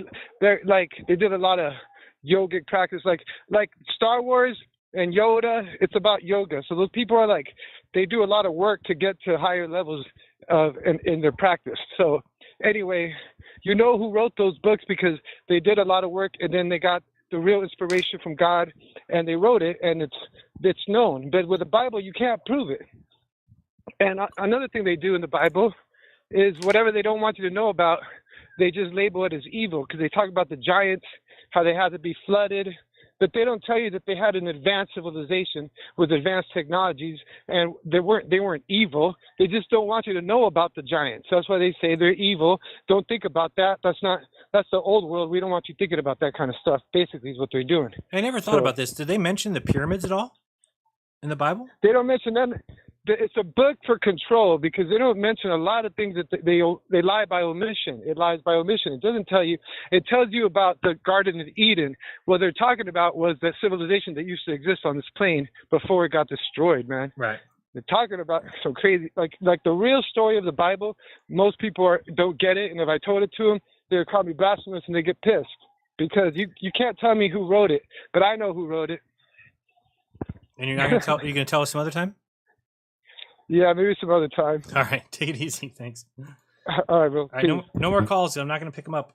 We've got 3 more: 586-562 and 419. Let's start with 586. Nearest captain. The topic is going to be more public. I can't. That thing is terrible. Go ahead. Hi, Jaron. This is Kevin. I'm really happy to be speaking with you at the moment. Thanks. I thought it says you're captain. Sorry, you're captain. Kevin, sorry, my phone kind of sucks in this rural area that I'm in. All right, what's up? I just was I listened to a lot of different podcasts that have gained a lot of popularity in the last couple of years, and the term flat Earth has always been the number one conspiracy theory on everyone's mind. Above all, everything else in politics and government. Watergate, everything. Mm-hmm. Flat Earth trumps all of it. You know what I saw the other day? I'm going to look it up because I think you're right. For example, I listen to a lot of Tim Pool, for example. He's gaining a lot of popularity in the politics game online and YouTube and Rumble and whatnot. And yet, everything that he's talking about, he's one of these liberals that has come to reality to what's going on in the game. Yet, right? I really consider seeing a lot of these similarities between politics and conspiracies like this. And I know that sounds ridiculous, but when you see people like saying that everything is flat Earth, Watergate flat Earth. It's just, I want someone like you to be able to go on these kind of shows and realize that, we're not crazy people here. We have valid arguments. I don't care anymore what people think, because everyone's giving. I mean, at the end of the day, though, you kind of have to, because the way I look at it is they've indoctrinated people so well that either people are looking for truth or they're not. And I used to think there would be more people looking for truth, but it looks like there's not that many, and many people are happy to be slaves, to be worker bees, to be tax-paying citizens. And so, but does that come out of a fear-based system, though? Like, are they scared to wake up, or are they just like happy in their own lives? I think that they can come across happy. They can maybe assume that they're happy because I agree with that. Yeah, I really do. Yeah, I go back and I look at my life when I was a store manager, and I was happy, but I wasn't awake. I didn't see the truth of the world, but I was happy because I went to work and I made good money, and I would come home and I had Miss and my son, and it was a fine existence, and I had money if I wanted to go to the Giants game or something. But I was just very asleep. Sure. Yeah, but it wasn't. But I was happy. Maybe not spiritually happy, but now I definitely have more strife. I have more worry. I have more. There's a lot more of that. So I guess I think that those sleeping still are. They think that they're happy, which is really all that matters. But they're probably. Would you say you almost have more responsibility nowadays? That you have. I feel like you've taken the reins on this. Way more. This argument here. Yeah, I mean, and here's the thing: like, we do support you. We're not just bots out there on Twitter. You know what I mean? Like, we do hear you, do support you, and like these kind of things that you speak of. You say do your own research. We do, and I'm a bartender. I pass this kind of stuff on in common conversation with people, and pass it off as kind of, nice. They see it as like comedic kind of stuff, but at the end of the day, like, I hit them with some facts that they can't dispute. It's still good. Still good. Put those little pieces in there because I want to come up with a good list. Because I'm thinking there's like a list of like 10 that are just laughing points, like space time. That's exactly what I wanted to ask you. Like, put together that quick thing that you can put together. Like, I'm not a subscriber to TikTok, but that is a very it's like mind control. Yeah, you have 15 seconds on people's control. Like, if you can put that together and get someone's attention span on that, let's use their system against them. Yeah, that's why. And just I talked to Awesome Austin and a couple other people. So we're going to do something. Any channel that wants to join or be a part of it, 9/11 on September 11th, because we all generally feel like that is a magic date for some reason. Some people think it's Jesus' birthday. Whatever it is, it's like something that they use. So we want to use it against them. We're going to come up with some times it's a Sunday, and we'll come up with a time where universally all of us will spend like 10 minutes channeling our desires to manifest something. Now we have to kind of agree on what to try and manifest.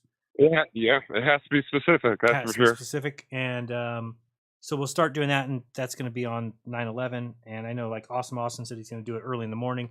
Basically, we'll have like a marathon of different channels, and then we'll pick a time where we can all do it. So I think that's good because we got to start. It seems like that's what they do to us, right? They put it out in the news. There's the negativity, and then the negativity grows, and then it's like they put it out and mock us in the process for doing it, like watching this stuff. It really is like watching that movie where I can't remember the name of it, where you put the glasses on and see the propaganda kind of shit. Like, sorry for the swear, but no problem. All right, I'm gonna let you go because I got 2 more people. Let's but call back next time. Thank you very much. Keep doing what you gotta do. Thanks. Peace. All right, let me check the text messages real quick, and then we'll be back over there. Where are we at? There's all kinds in here. Okay. Moralities. Yeah, we got that one. You definitely have. Yeah, we got that one. Oh, we got that one. You need to start listening to Dean Odell. Dean Odell, he'll get you straightened out to what to believe. Maybe someday you'll come to the light, I hope, because the way that you're going on now, you're going to be burning forever. Who is this? It can't be real. 619 says, hey, hello, that's nice of you. 469 says, If this link works, this video is amazing on showing Jesus is the Son. Yes, Jesus is the Son. Jesus claimed to be the Old Testament God. Let's talk some more. Okay, thank you. And hard to know what to believe. I believe in God, but have been questioning the whole Jesus story. There is definitely some deception in the Bible, and I believe it was hijacked. Yeah, and I have a hard time going against Jesus and just saying Jesus didn't exist or something like that. To me, I don't know. I think that if there was a character like Jesus who came, he seems to be talking different than the Old Testament God. Like, don't believe that, do this. Don't eye for an eye, turn the other cheek. That seems like what happened. They just co-opted it. All right, who's on the phone? I got to figure out what's going on. Are you still here? Who is this? No, it's the wrong guy. All right, we'll get rid of him. All right, we've got 2 more. Oh, now there's 3 more, even though I said don't call in. Somebody did. 562. Welcome to the show. Hello, Jerry. Oh, no, it's God? Yeah, this is God. How's it going? Who's this? What's up, God? I just wanted to call in. You got some great followers. Way off, but really cool. Thank you. Can we do anything for you? Do you need any virgins or any... I just want to say first time, long time. All right. Can I get you anything? Can I get you some silver or some unleavened bread? Yes. Everybody needs to pay me money. It's the only thing I cannot accumulate. Wait. But can they pay it through me? Crypto is my favorite. Nah. People don't know how to use it yet. Just send me the money for God. I'll give it to them. Right? Yeah. Okay. It's too hard. It's too hard. All right, can we let you go, God? Yeah, just want to say great show, thanks, and hey, wait, love to everybody in the chat. Real quick, what shape is the Earth? The Earth is flat. Nice. Thank you very much. That was not planned, ladies and gentlemen. I have no idea who that was, but it was fun. John, welcome to the show. John 419 4 4 1 9 go. John, want to talk about the topic, and I've been able to discover is good and evil in terms of what we're seeing in the world. The flutter deception, UFO technology, aliens, and everything else is either good or bad, and the intentions of those that are welding the media scripts that are obviously on. They've got to fix this little thing. It's not very good. I'm going to put you back into the queue because you're not talking. Okay, I'm being serious now. Anybody else that calls, I'm not picking up your call. Just letting you know. I'll probably dump you when I see you. How about Josh? Josh, you there? 714? Joshi. Hello? Joshu. What's up? Hello? Can you hear me? Yes. Yeah. My name is Jacques. French.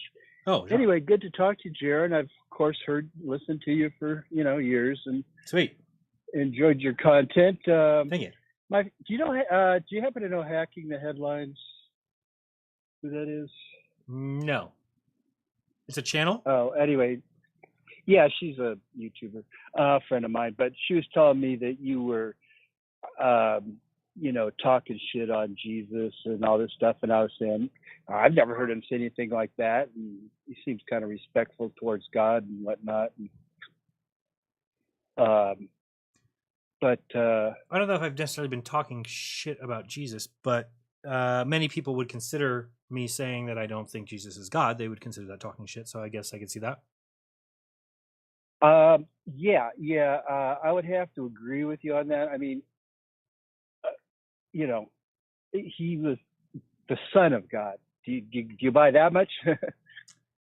that would make more sense than he's God, yes. Yeah, I mean, basically, 90% of the New Testament is saying he's the Son of God, and everybody, he's God. God, they just think you're a heretic if you don't believe that Jesus is the Most High God. Yeah, they think he's the creator. He's the creator God. Yeah, the Bible does say that. Which, if that were true, though, wouldn't he just say, like, hey, by the way, I created the world in 7 days?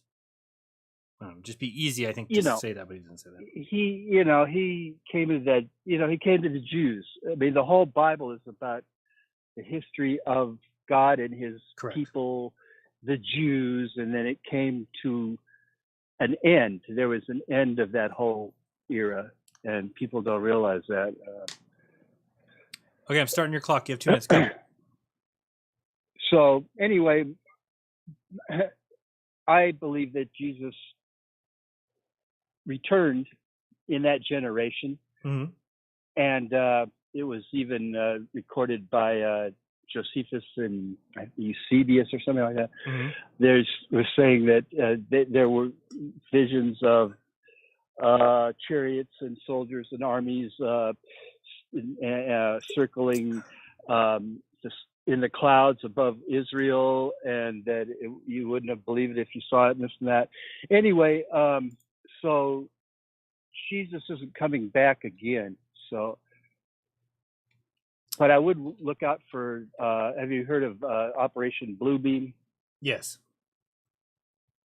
Yeah, I don't know if they need that anymore, but I think kind of COVID did almost the same thing of what they would have wanted. Well, they might need it at some point. They might need it. True. When they need to have, like, they could put up a UFO mothership in the sky, or they could put, Jesus, Buddha, Muhammad in the sky.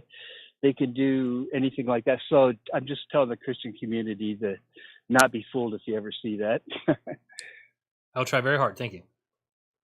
Thank you. Bye. Later. All right, let's go to. Should have only 2 left, unless anybody. Oh, yeah, 3:30. I told you not calling. Let's go with Casco Forest. It's Kenneth. How you doing? Damn it, I'm doing well, thanks. What's up? It's all right. What do you got behind you? Are you inside of a compactor? Trash compactor, box compactor? Should get out of there. It's dangerous. Caller, are you there? Okay. Don't know where he went. Let's try Paul. Paul, welcome to the show. You're on. Hello. Hello. Hey, Jaron. Hi. Hi. Thanks for having me on. Thank you so much. Who's this? My name is Paula. I'm calling from Hawaii. Paula, very nice. Sorry, that's not for you. How's Hawaii looking? Well, they spray so much that it's kind of dismal. I live up on the hill, and they have this cloud cover that's just really sad. Gross. All right, what can we do for you? Okay. Anyway, I saw what you were talking about, and I started telling my daughter about how exciting it was that you guys are talking about this live. And she called you. And I used to teach the Bible, and I went to Catholic school all my life. And when I came out, I realized that we need a Savior. We have a Savior. And he's there. He doesn't hide. And when I found out just about maybe 2 years ago that he's really already reigned, the proof is here on earth that his kingdom is already here. It all went down. So where is he? He's in you. He's in me. Oh, okay. Got you. I believe that. It all happened, and his 1,000-year reign occurred, and now we're in this death culture. Seems to make some sense. Let loose one more time, and one last time to deceive everybody, to see if we can actually understand what we're really going through and why we're even here on earth. I could see it. I see it all. I understand now. All right. And, That's a good, it's going a good to call. Catholic school. Oh, go ahead. Anthony. I was just saying I like what you're saying there. That makes sense to me. Right. And just going through Catholic school and then really understanding the Bible. My mom was a very good teacher too. She taught the catechism. That's probably why I got into teaching the Bible. And I had so much spiritual warfare in my life in general, but I should have said this first. I had so many experiences with God all my life. And then all this spiritual warfare constantly around me. I'm 7 of 13 children. And, so it was really chaotic all the time. And I realized being able to teach the Bible, spiritual warfare became my favorite subject. I know it sounds kind of kooky, but, and then I realized, really where the devil is. He can't touch us. He has no jurisdiction over us whatsoever. I agree with that. I've told people before, they've said, when you say the devil doesn't exist, I said, yeah, because as long as I say that, he doesn't. As soon as I believe he exists, then I do believe he has power and could come to, but since I don't believe he exists, he doesn't exist.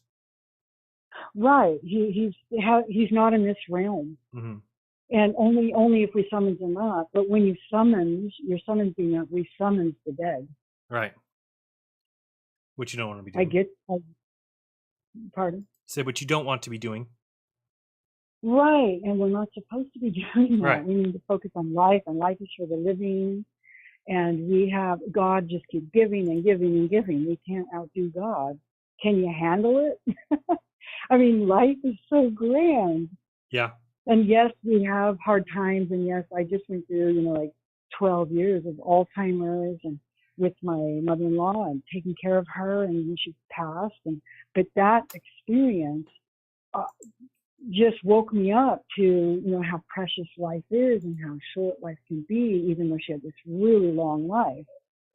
But to think, I know that tragic things do occur and bad things happen to good people, and the sun shines on the good and the evil.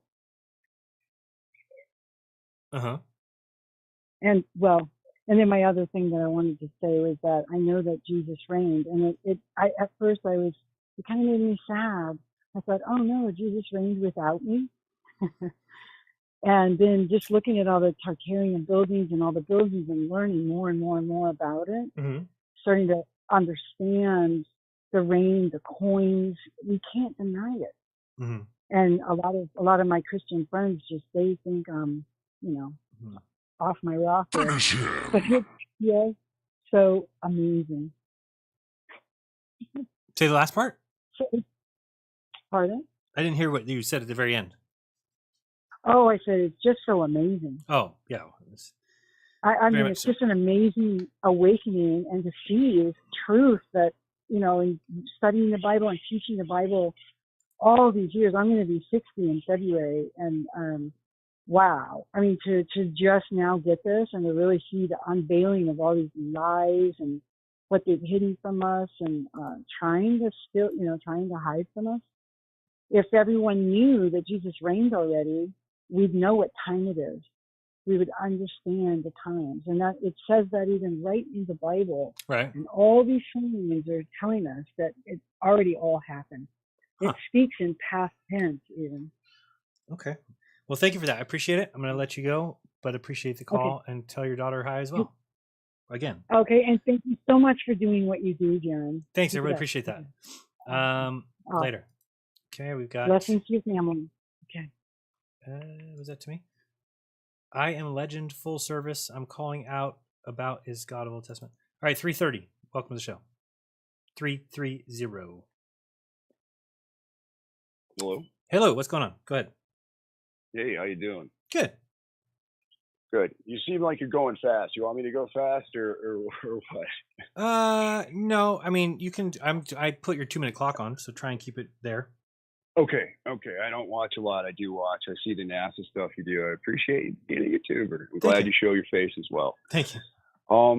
I don't know what I want to tackle. God of the Bible worthy. That's not. But you can't do that in 2 minutes. It's not fair. You can easily say sun, moon, stars. He created all this stuff. He tells us very simply. He made some children special. He said because they rejected him, he will punish their descendants. Their descendants have been downtrodden, called bywords. He says, I am a jealous God. I do not share my affection with anything. On Judgment Day, you will be judged for the actions you do. So if you go to his prophets, if you go to the book of Daniel, Daniel tells you, are you a Bible opener or are you just go ahead, call or read type thing? If you want to paraphrase, that's fine, but I'll pull it up if you need to. Oh, yeah. So, well, it jumps around a little bit. It starts with Daniel 9 and 25, 26. All right. And it's going to talk about the people of the prince. And this introduces the title of the prince. Now, I want to acknowledge that there is no Hebrew translation for the name Jesus. The only name that's given to you that there's a Hebrew translation for is Abaddon. Mm-hmm. Now, it says in 25 that Jerusalem will be destroyed. All right, the second temple's built. It shall be up for, it gives a time score, right? 7 weeks, 62 weeks. The streets shall be built again, and then even in troubled times, after 62 weeks, the Messiah shall be cut off, not for himself. The people of the prince shall come and destroy the city and the sanctuary. Okay, so if we go over to Revelation chapter 1 and verse 5. Mm-hmm. Got to do some page turning if you give me a minute. I know I got a clock. Okay, ready? Mm-hmm. All right, Revelation chapter 1, verse 5. And from Jesus Christ, who is a faithful witness and the first begotten of the dead and the prince of the kings of the earth, unto him that loved us and washed us over the feet. So if we take that and we go to Isaiah, and this is how the Bible is all tied together because of these words. And if we go to chapter 14 and verse 9, here's the prince and the kings being talked about again. This is the same prince and kings that's talked about in Revelation 1 and 5. Hell from beneath thee is moved for thee to meet thee at thy coming. It is stirred up at the dead for thee, even all the chief ones of the earth. Now, the chief ones of the earth are the kings of the earth, right? Right. So please pay attention. These kings of the earth are in hell. They're not good kings, sir. They are bad kings, okay? In respects, when you connect these three all together, it's saying these are the wicked people of the prince that is the... Now, this prince is the prince of the kings of the earth. So all the kings of the earth that are in hell have this prince over them. Now, unfortunately, they're telling you right here. Now, if we go to Revelation chapter 1. Okay, wrap it up right here. Make this the last one. Last one. Go ahead. I am he that liveth and was dead, and behold, I am alive evermore. I have the keys of hell and death. Jesus is Abaddon. Think about what you were talking about with the lady before, about accidentally worshiping death. And I know that's not what you said, but it's really what my mind. What I kind of meant, yeah. Because when you take in correlation, God says he's a jealous God. He's punishing the earth because if you read the book of Enoch, the whole earth was taught to worship God during the time of Enoch. That's why Enoch was translated. Right. Now, the earth was given into the hands of the wicked, right? Yes. Now, Jesus walked in the desert with the devil, and devil promised Jesus to be worshipped all over the world, right? It doesn't matter what Jesus said. Is Jesus worshipped all over the world? Right. And everybody can say, I'm on this team and I'm on that team. Mm-hmm. If they just listen to the words that were said, they will realize in their heart what team they've been placed on. So unless you have anything to ask me, that's really all I have to say. And I thank you for... I do not, but I appreciate the call. We'll talk to you soon. Okay, we've got... Oops, I gave her the wrong one. I think we got one left. 804, last one, last call. Go ahead. Maybe. Hey, can you hear me? Yeah, go ahead. Am I in? You're in. Hey, what's up, man? This is Richie Vaughn with Roller Wellness. I'm the vitamin guy. Yeah, Roller Wellness. We know you well. What's up? Hey, man. I just wanted to ask you, do you like it when a Christian tells you that you are going to burn in hell forever? Do I like it? Yeah, do you like it? No. No, I'll pass on. No, right? It's terrible. Yeah. Right? Like so if someone took like if you as a father went, like Maverick did something bad and you decided to discipline him, right? Right. And you decided that you were going to burn him with a lighter. Right. That wouldn't be a good dad, right? No, I'd go to jail. Right. So my point is that the belief, the idea that God torments people in hell forever is the equivalent of, I don't know, a psychopath. You know, Yes. that's and so why is it that people believe this thing? Why do people believe that that God tortures people forever in a hellfire? Because, well, I would say it's probably. Well, why do you think that is? Well, I think Yeah, it was. go ahead. I think it was taught to like children. I think it was taught to me, not from the Bible. It was just a belief that we were told. So maybe like youth group or something. Why? What do you think? Right. So to try to keep people in line. But I mean, if you think about it in the past too, I mean, I would imagine the Catholic Church that like ran with the Romans way back, and you know, if this is all true, right? They had a lot of control over the mindset of the populace with this story. Yeah. You know. So for me, I would call that just without even having to look up text, that hellfire, the idea of it is nonsense. It is. But yes. more so than that, if we actually like look at the Greek and Hebrew words, it means Sheol and Hades. Right. And yeah, people call Sheol and Hades today hell, but it's also translated as the grave, or the common grave of mankind, also translated as a hole in the ground. Yes. So if you were to read your King James Version, right, and switch every single time it says hell to grave, it changes the entire context of everything that we think. Yeah. You know, so that's one thing. But like there are some other ideas here too. Like for example, like the scriptures don't even like line up with this. You know, it was actually like a law. Like okay, so Jeremiah 3:25. So this was like the Mosaic law about Baal worship, right? So this is what the Baals were doing in their time. It says, in order to make their sons and their daughters pass through the fire to Molech. So, you know, those nations that the Israelites were slaying and killing, a part of their religion was human sacrifice of their children. Mm-hmm. But here's what's interesting. It says, so that's what they were doing. And so this is what God says. It says something that I had not commanded them, that has never come into my heart. It's something that is detestable.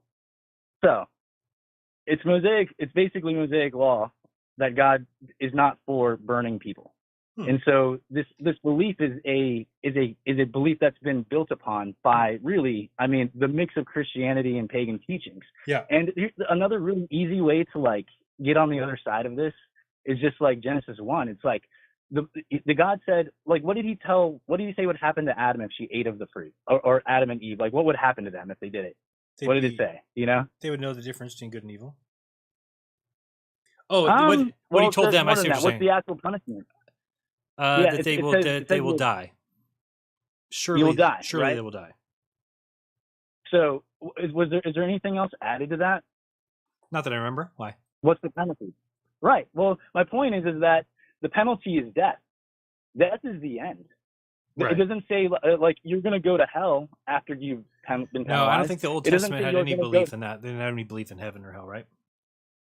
Right. So Adam and Eve had no concept of going to heaven and hell because they believed that they were supposed to live on earth forever. Right. Like there's one of these things that you said that really always like resonated with me. Uh-huh. You said that I believe the earth could be all that there is. Right. Right. You remember saying that? Like I you know, you look up at the stars, we don't know what they are. We don't know what's going on, right? No. So if the earth is all that there is, correct, and man was put on earth, right? What's the point? Well, the scriptures actually answer for that too. It's like, well, what's the point of life? Mm-hmm. You know, I can't remember which one in Genesis, but it gives us like 3 things that we're supposed to do, right? It tells us what to cultivate the earth, mm-hmm. take care of the animals, and then fill the earth. Right. So you have food, you have building, you have like animals, right? That everyone loves for the most part. You know, there's an animal somebody loves, right? And then you have family. Is there of those 3 things, is there any of those things that you wouldn't want to do forever? That I wouldn't want to? Yeah. Like family, life, building, like all of that. Right? Oh, I got you. Okay. Like we'd want to do. Yeah. So because people ask me, they're like, you think that you're supposed, like Adam and Eve were supposed to live forever, that man was supposed to live forever? And I'm like, they're like, I don't want to live forever. But the question I then ask them is like, well, can you think of a time that you'd want to die? Right. No, you'd always want to live longer. Could you pick a time? Right? Yeah, totally. So, you know, so basically that's the point of my rant. Basically, hellfire is it's not a biblical teaching at all. The immortality of the soul is not a biblical teaching. And so when you realize that, because like the Bible actually says that we don't have a soul, we are souls, you know. So it's like two parts. The soul's two parts. It's the human flesh, and then the spirit, whatever the spirit's like, whatever that is, the wind, the electrical force, whatever the ether, who knows what it really is. The Bible describes it in several different ways. Right. But it takes those two things to become a soul. And then there's several scriptures that talk about the soul dying. There's several scriptures that talk about like consciousness not existing after death, right? Huh. So, you know, I know it's all interesting stuff, and I've got the scriptures if you want to see that one, because that's at least a killer one. You know, I feel like that's one. You could like send me one of things the on ones Telegram that if you want. off. Say what? You could send me anything on Telegram that you want, or Jeranism at Yahoo. Either way. Okay. All right. Cool. Thanks for the call. Yeah, man. I'm gonna let you go. That's pretty much it, man. Okay. Peace. All right. Take Later. care, buddy. Bye. All right. We are clear. We are done with the calls. All right. Good show, everybody. I think I learned some stuff. I have some stuff I'm going to look into as well. And what is this? Oh, we're going to check the last couple texts. I don't know what the Bible says, but they believe in it. Excuses for everything. It's just a little too much. I get that. There are a few times Jesus said that the true God, that the God of the Jewish, there were a few times Jesus said the God that the Jewish were worshiping was the devil. If you read the Nag Hammadi, it says who the God of this world is. It's not the true original spirit. Yes, I think we know who that might be. If they don't know what the Bible says, I read that part. Hard to know what to believe. I believe in God. Okay, we got all that. All right, guys, it's been fun. Then I think we're all good. And, oh, wait, I'm not. What am I talking about? I got to go read these other tips. Let's go with, we'll start out at Rokfin, then we'll go to YouTube. Oh, I forgot to cut the show in the middle again. Unbelievable. I'm not getting very good at that. Jenny said, thank you for letting people speak. All right. Thank you, Jenny, for the donation. I appreciate that a lot. And let's go one more time here. Open this in a new tab. And be right with you. We're just going to go here. Get this taken care of. And there. Oops, wrong one. And there. All right. If you want to become a channel member, it's down at the bottom under the video. Just hit join. And we've got, supers. This is all from today? Hold on a second. Why didn't I see any of these in there? Looks like I got a couple super chats. Thank you. We got Sacred Knowledge. Thank you very much. He put he's us. Yes. We've got Jabrai NTP. In my opinion, Holy Trinity is Torah, Bible, and Quran in reference to prophets who left us some of the text today and get many things back into common sense is the message of Jesus, love, and hope, and typical Hollywood life. All right. Drow Zero. Thank you very much for that super chat. We've got Sebastian Ruland, who says, if God created the moon with the craters, that God created the space lie, so God is part of the deception or the creator of the deception. Yeah, I mean, I've often wondered that myself, but I also don't know that the moon is what they say. So it's hard to say that as well. We've got Zachary Casavant. Said, if you were God, how would you create beings that truly have free will? If I was God, I wouldn't want to create robots. I would want to give them free will and give them a test. Yes, exactly. Beautiful. Sacred Knowledge says, if trauma-based mind control programming, yes, it's all over. And Question the Answer says, according to the narrative, 3 different days at any given moment here on Earth, at least one moment, 3 days at once. Look it up. It's insane. I could see that, yes. I believe. I'll have to check into that. It shouldn't be a big deal. 3 days, it took 1.5 to get there. Seems about right. So anyway, thank you for the super chats. Let's go to Rokfin real quick and check those, and then we'll be skedaddle, skedoodle. If you don't know how to do that, well, it's easy. Skedaddle a little and then skedoodle. All right, let's go. Oops. Copy. Okay. Can I go back in time? See if anybody wanted me, anybody at me? Doesn't look like it. Doesn't look like it. That's what happened Friday. Okay. Well, I'm trying to think. What did we... Oh, no, I'm good. All right, Phoenix. Whoops. Wrong one. Tips only. There we go. Oh, we got Jenny. And then we'll just check the live chat. Anybody there? Yes, God made man. Go on. God knows the end from the beginning, right? He knew all this shit and did it to us anyway. Loving, not in my book. Yeah, I mean, I've often said I don't believe that God could know the future because then you don't exist. I mean, really think about it. If you knew everything that happened from now forward, why exist? It would be a waste of your time. It would be double redundant, like that sentence. Do I need to take a position on God, on which God is right? Please stop Jay Dyer tactics, bro. Who, me? Oh, they're telling me. No, yeah, I don't know. I don't think anybody has to do anything, but I do think that a lot of people blindly believe the book, just sending a science, and they just feel like they're fine. That's all they need to do. And I disagree. What is this one? Sacred Knowledge. Thank you very much. All right, guys. It's been fun. Tomorrow we've got Glowbusters at 12 noon Pacific. And then we start the week all over again. I believe on Wednesday I have something going on. And then Thursday we'll have Speaker's Corner. One of these days, either Monday or Tuesday, I'll get done with the NASA Comedy Hour, which was supposed to be today. And Jeranism Does is coming quite soon too, as the intro is now done. So now we're just getting ready to put that first show in. It's been fun, guys. Thank you so much. Hopefully you're not mad at me. You don't hate me. I'm just questioning things. I think it's most important that we all are good people. And clearly those in the upper echelons, the elite, if you will, are not good people. And so I have to start looking at what allowed them to be so terrible and nobody noticed. And it certainly appears a lot to me that they've psyoped many different events, the news, fake news, and what they're able to do is keep everybody distracted from what they're doing. So they let themselves be evil. So it'd be weird if the Bible said something like at the end, one of the last lines said, let evil be evil. And guess what? That's what it says. Let evil be evil, let wicked be wicked. So seems to me like it's written by the evil and the wicked who get away with a lot more than most. And that's because we are good at heart. Maybe it's because we have a divine spark and they don't. We won't know until we, on our final day, meet our maker. All right, guys, it's been fun. Much love. I remind you, please do your own research. When you do, you'll never again believe all the bullshit you've been taught. If you want to help out, you can support the show with Cash App. It's, why is it up high down there? Scroll down here. Let's make it easier like that. There we go. So Cash App, $Jeranism. Tip if you can. That'd be very kind. If not, well, share the show. If you can't share it, then just watch it yourself and eat something healthy while you do. Thanks, guys. It's been fun. Till next time, this has been Jeranism. Much love. Peace.